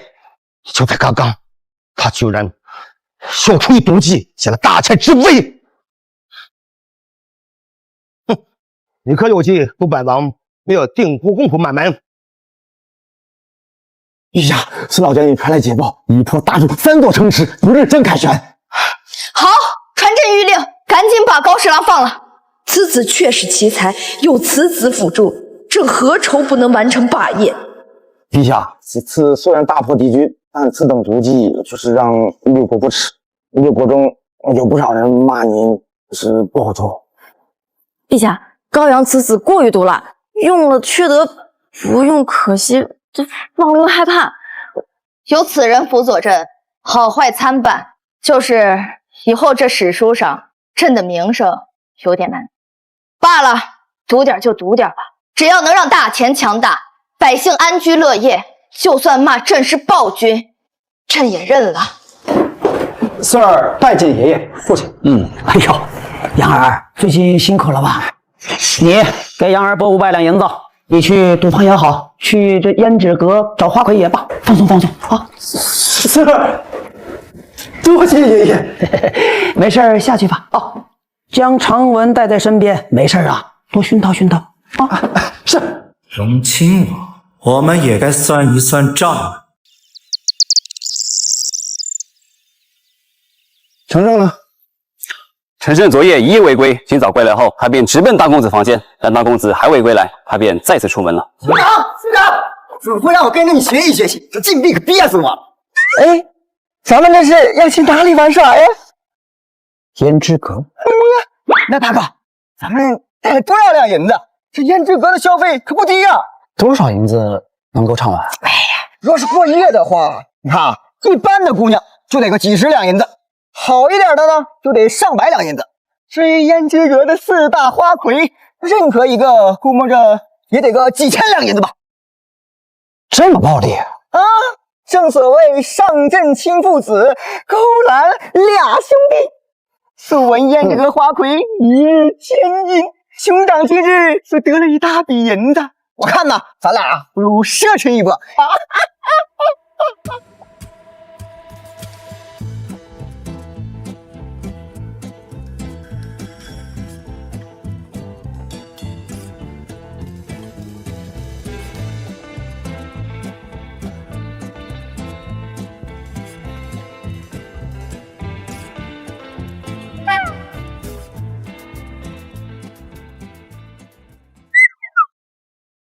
陛下，双喜临门，王忠将军传来捷报，5万积压大军所到之处，黄忠片甲不留啊！高阳此子太过逆天，绝不能放他跑掉，一定要让他乖乖做我的群侠臣。高侍郎刚刚出狱，人呢？可在府上？陛下这是想出宫？这皇宫太闷了，朕想出去走走，并且心中还有一些疑惑。或许高阳可以给朕答案。老奴即刻去打听。启奏陛下，会不会杨二郎他并不在府上？并不在府上？那他去哪儿了？高阳他刚刚出狱，就去了胭脂阁。胭脂阁。长安4大青楼之一的胭脂阁，朕刚好没有去过这种勾栏之处，今天饶有兴趣，一同随朕去看看吧。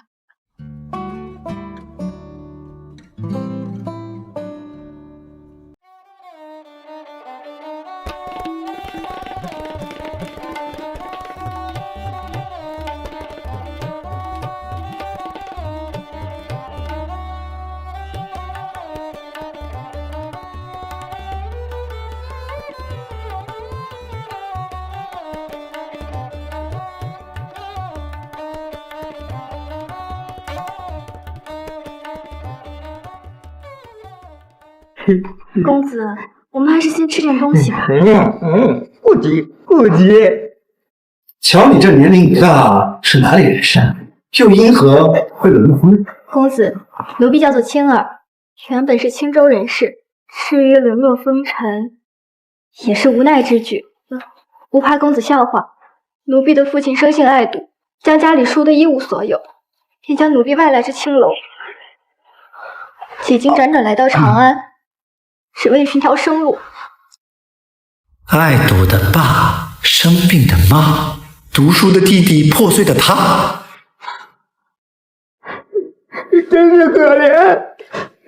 那也没见你停手啊！大哥钱差矣呀！高家的钱也不容易啊，那乃是祖父用命搏来的，都是血汗钱。这岂能停手？否则如何对得起祖父啊？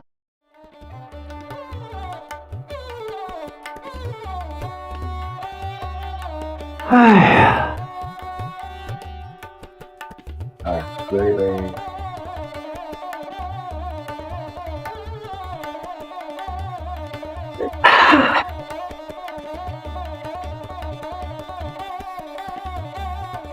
八公子，丞相回来了，他要见您。让他进来。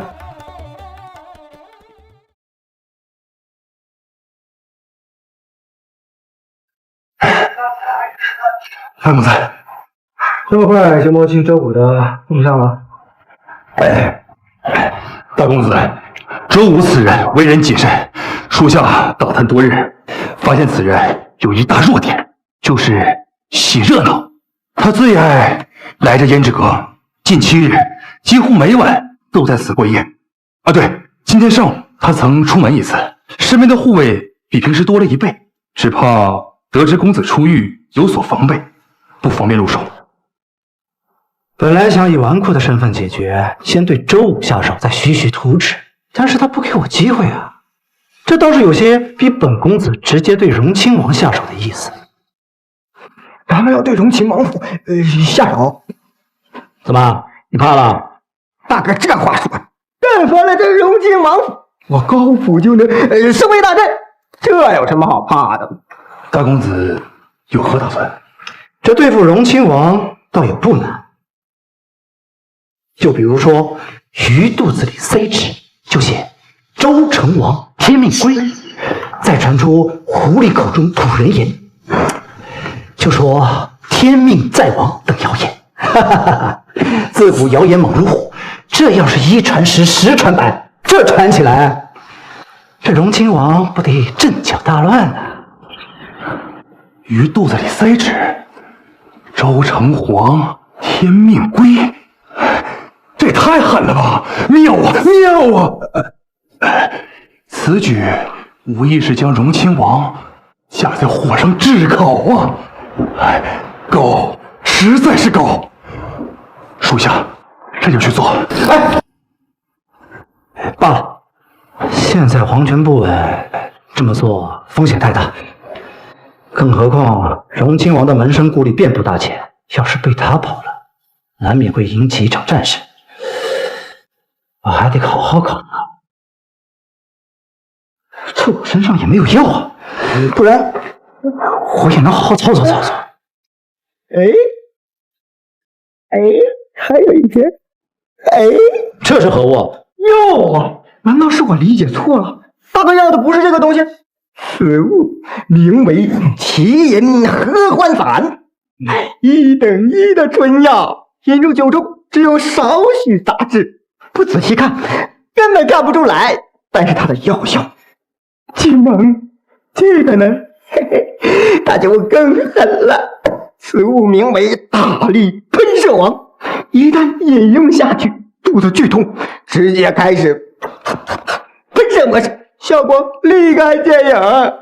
这个呢是蒙汗药，以曼陀罗碾碎后晒干粉末制成，乃杀人越货必备之举，效果也非常不错。这些东西你哪里来的？身为纨绔子弟，身边总该有些东西傍身。大哥，你要哪种？小孩子才做选择。接着周玉，接着我。高公子，奴婢可能进来。进。小女子刘灵儿，乃是这胭脂阁的画事人，久闻高公子大名，仰慕已久。今天呢，高公子在这胭脂阁内的一切消费，除了这4个花魁以外，其他的我刘玉儿做主全免了，只希望能高公子交个朋友。什么？全免了？无功不受禄，刘掌柜如此豪爽，只怕是有事相求啊。高大人真是聪慧，奴家确有一事相求。近些年来，长安名楼这一座接着一座，我这胭脂阁虽是老牌，但全靠这几个花魁撑着，老客也散得差不多了，也不知该如何是好。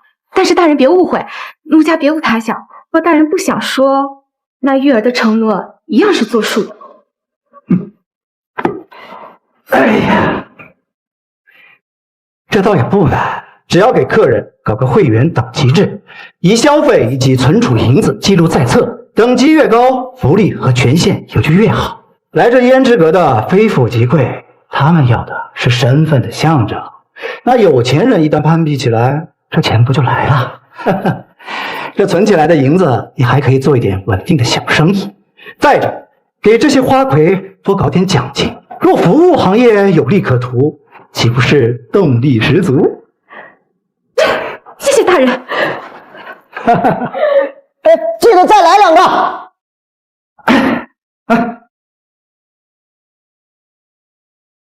员外郎好雅兴啊，有这般好的地方，竟不叫着一起玩耍，是不是太不像话？又来俩好友，再来2个。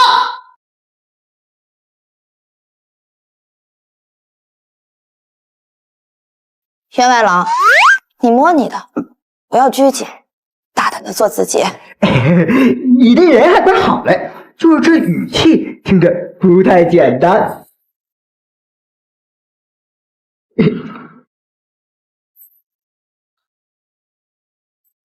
站住！大钱的律法，我研究颇多，冒犯女帝可是大罪。厅长，你这身边都已经有2个了，一只贪多的嚼不烂，纵然你受得了，你的腰子也受不了啊！做人不要太小气嘛。高大人，白日里客并不多，要是公子有需求的话，那胭脂阁还是有不少姐妹的。柳花魁听闻大人惩恶奸商，也颇为敬仰，想陪大人喝上一杯呢。柳花魁，哥，你这名气大就是好啊！先是免单白喝，如今又能白嫖。不行，再让这货说下去，不得掉脑袋！陈高阳，拜见陛下。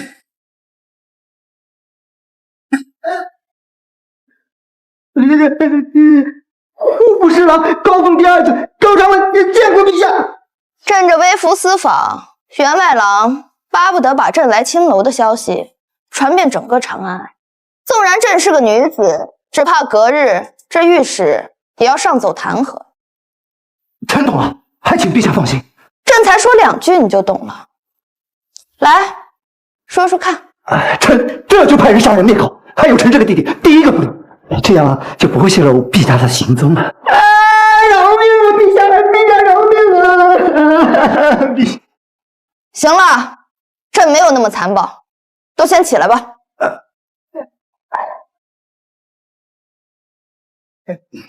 高阳，坐。朕今天前来，是有要事要和你商量。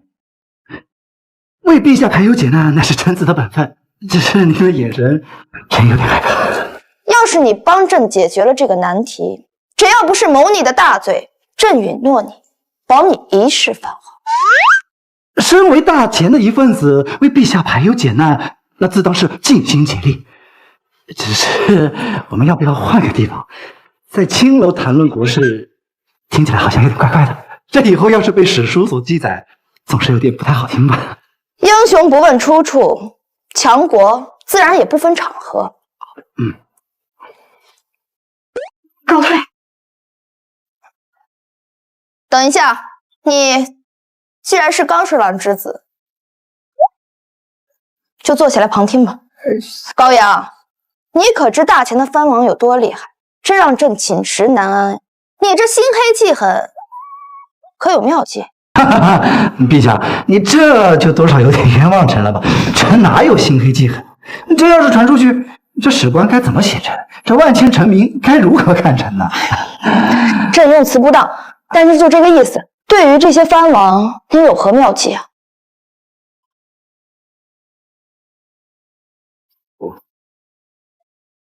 陛下真想对藩王下手？自朕登基以来，一直想要削藩，只是朕忍住了。现在朕不想忍，想动手了。那还请陛下告知一二，臣也好出招。大千藩王之强有自己的封地，在封地之内有他们自己的土地、兵权、势力，是名副其实的土皇帝。高阳，这削藩之事，你可以考虑几日，先不着急回大臣。陛下，臣有一计可兵不血刃地削弱藩王的势力。高阳，是何妙计？陛下，臣一直以为天下熙熙，皆为利来；天下攘攘，皆为利往。这治国和经商一样，若是能利用人性的弱点，则可成就一番大的事业。这削藩也在其中。此计，臣愿称它为大钱第一阳谋。当然，此计对大钱有好处，也有坏处。此计名为推恩令。所谓推恩令，重点是以恩为表面，实则行阳谋之事，将藩王和朝廷的矛盾转化为朝廷内部的矛盾。这就是推恩令的毒辣之处，转移矛盾，分化瓦解，而朝廷则可以坐收渔翁之利。转移矛盾，分化瓦解，行恩情于表面，实则乃阳谋啊！妙！陛下可下令，大前藩王死后，要将分封里的土地分给麾下所有儿子，而非嫡长子一人。当然，嫡长子的身份还是要尊重一下。嫡长子可继承藩王爵位，而其他子嗣则自降一级。等其他子嗣长大以后，再从他们当初分封的土地里面再分给他们的儿子，这个就叫套娃继承制。如此3代以后，在不断的分封之下，再强大的藩王领地也会被分封成无数的小领地，那藩王就再也没有办法对朝廷造成威胁了。好狠辣的计谋！天下藩王子嗣众多，而庶子的力量也不容小觑。此计就是要勾起庶子的贪婪，将他们立在嫡长子和藩王的对立，分化瓦解矛盾。那么该头疼的就是藩王和嫡长子了。子嗣越多越头疼。那此术可有解法？除非藩王少生优生只生一个，但是一旦夭折早逝，那就等于灭种了。所以此计没有破解之法。好，朕愿称之为天下第一阳谋。明日就召集百官实行推恩术。朕要兵不血刃的削藩。陛下莫急，此计也有坏处。坏消息就是，陛下若现在推动推恩令，大前恐怕有亡国的危险，而陛下也有性命之危。这是为何呀？如此阳谋，为何会让我大前走向灭亡？朕还有性命之危。高阳，你这太夸大后果了吧？陛下，臣不敢。当前根本就不能削藩。推恩令乃大前第一阳谋，有一个前提，那就是国家足够强大。天下藩王不是傻子，推恩令用心险恶，谁都看得出来。太过着急，只会适得其反。高爱卿，那朕现在该如何做呢？先看看推令。当下朝局不稳，陛下需按耐住削藩的念头。高阳，那你觉得朝政不稳的原因何在呢？当在荣亲。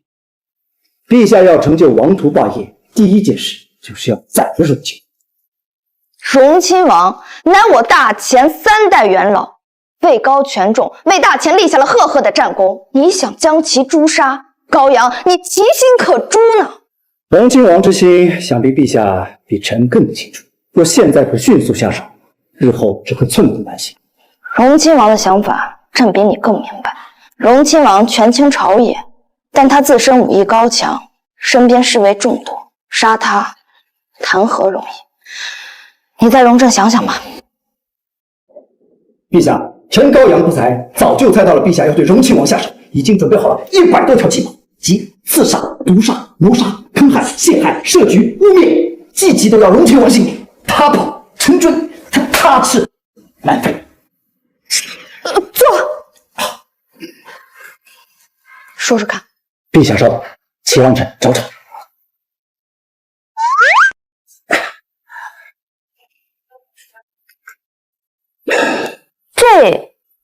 是些什么呀？这些都是余地行走江湖的必备涂料。臣弟年纪太小，把握不住，就都被臣接盘过来。论暗杀，下毒最快。高府养着几条大黄狗，正所谓养狗千日，用狗一时。臣正好回去试验一番，但考虑到人和狗的体型不同，为了减小误差，最好陛下能给几个死囚也。不过这毒杀不太体面，朕无法给世人一个交代。朕想活捉荣亲王，然后再将其定罪，杀不杀，日后再说。朕想把这血流和清洗缩小到最小范围，你说朕又该如何做？臣明白，这般传出去好听一些。这样，陛下可以设一个鸿门宴，一怒宴请亲王，邀他共谈治国之道。实则宫殿令人安排上刀斧手，只等陛下摔杯为号，便一同冲杀进生擒人心，或将其直接啃成肉酱。为了以防万一，臣今天回去就试试这3种药。最好在行动前就凭荣亲王先喝下。荣亲王进宫不得携带侍卫，也不得持械觐见陛下。如此3重手段，必能确保无咎。只要生擒荣亲王，事后定罪，那就是文官的长项，一定能轻松给他罗列出几十九罪。朕手握兵权，擒拿荣亲王不难，这难的是擒拿荣亲王手下的党羽，给荣亲王定罪。若这荣亲王一生无大罪，罪不至死，朕又该如何做？简单，臣既提出自是一条龙服务，我大前忌讳巫蛊之术，在动手之前，可安排1名死囚，揭发有人用巫蛊诅咒陛下。陛下顺势让刑部严查，再以鸿门宴拿下荣亲王，搜查荣亲王府，从中挖出娃娃。届时人证物证俱在，荣亲王百口莫辩。那名死囚犯的嘴也会成为陛下最锋利的刀，用来解决荣亲王。幸好高阳出身定国公府，幸好高阳是朕的人呐。若是让谋逆反贼得到，那我可就危险，只怕皇权保弱，江山不保啊。你所说的计策没有问题，但荣亲王不死，斩草不除根，春风吹又生了。陛下，你这可就误解臣的意思了。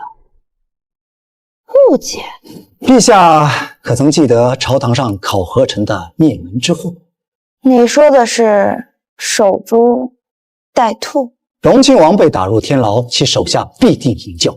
陛下可在天牢设伏，将其一网打尽。至于荣亲王郁郁寡欢，深感对不起陛下和先帝的信任，留下一纸遗书，那也是很合理的吧？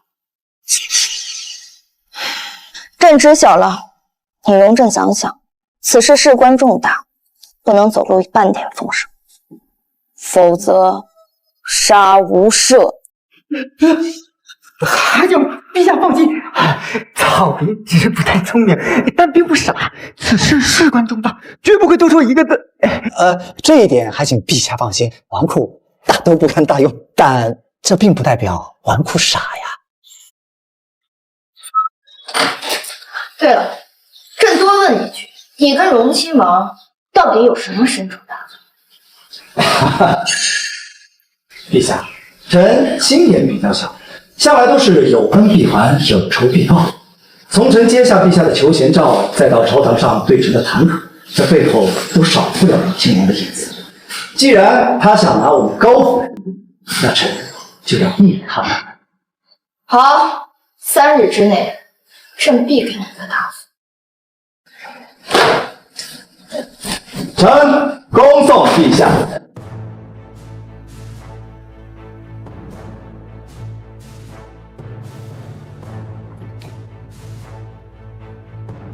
陛下，替朕去找一个有家室的死囚吧。臣遵旨。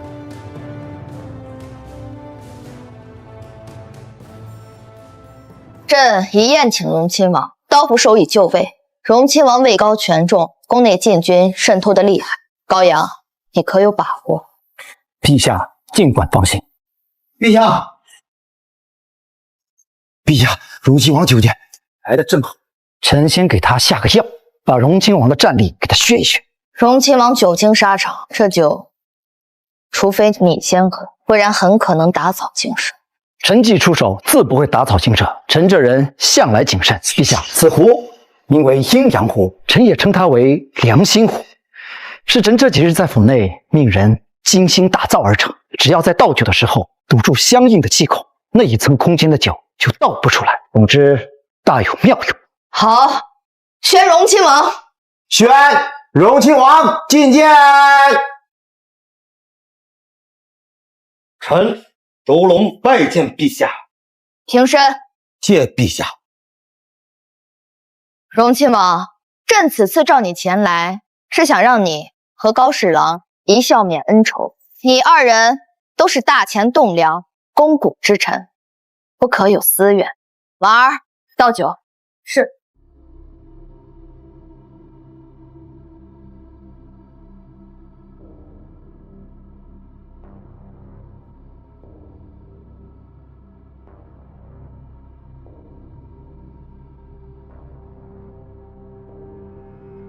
臣谢过陛下。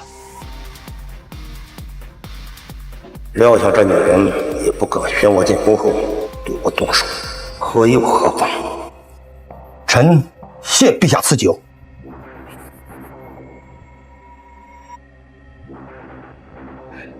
不对，头怎么这么晕？大胆周龙，朕如此对你，你竟敢在府内下诅咒朕的巫毒娃娃，罪该万死！黑龙卫何在？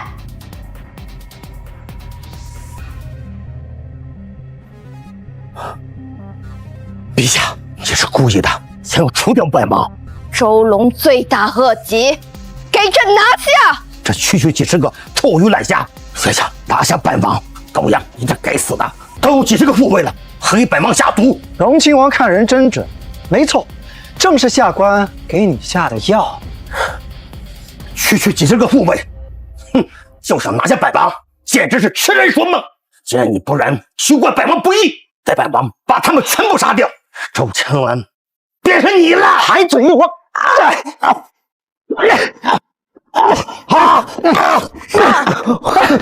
高升！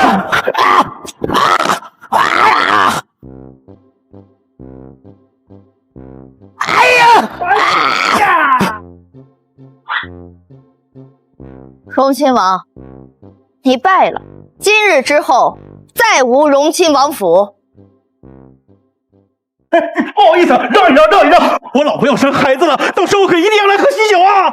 哎，这老李啊，现在是享清福了，孩子都生了3个了，笑得脸上褶子都合不拢了啊！可不是嘛！要是放在以前，谁敢这么生？这还不还得多亏了咱们高大人，不仅打服了6国，更实现了天下的大统，更是统一了货币，同时减轻了赋税，为咱们的生活谋取了更多优质的福利。哎，咱们这百姓啊，现在是生活越来越好了，再也饿不坏肚子了。哎呀，什么高大人啊，现在应该叫皇上。对，瞧我这破嘴，你看，哎，应该是皇上陛下才对。哎，没想到咱们的女帝陛下居然会愿意退位让贤，将皇位让于皇上，屈居于幕后，掌管6部。咱们的这个皇上啊，可真是享尽人间之福喽！这都是皇上应得的。高郎要记，安天下，举人女帝如6国，生死大好，天命无战斗，百姓安居常太平。哎呀，都说我文韬武略无一不精，可是我总觉得我得趁早钻研点药理呢。夫君何出此言啊？要不然我天天得扶墙出门，迟早这皇位有一天就得要回去。讨厌，胡说八道些什么呢？一会儿回宫看我和婉儿怎么收拾你。本王最近可是又习得了几门秘呢，还指不定谁欺负谁呢。回宫！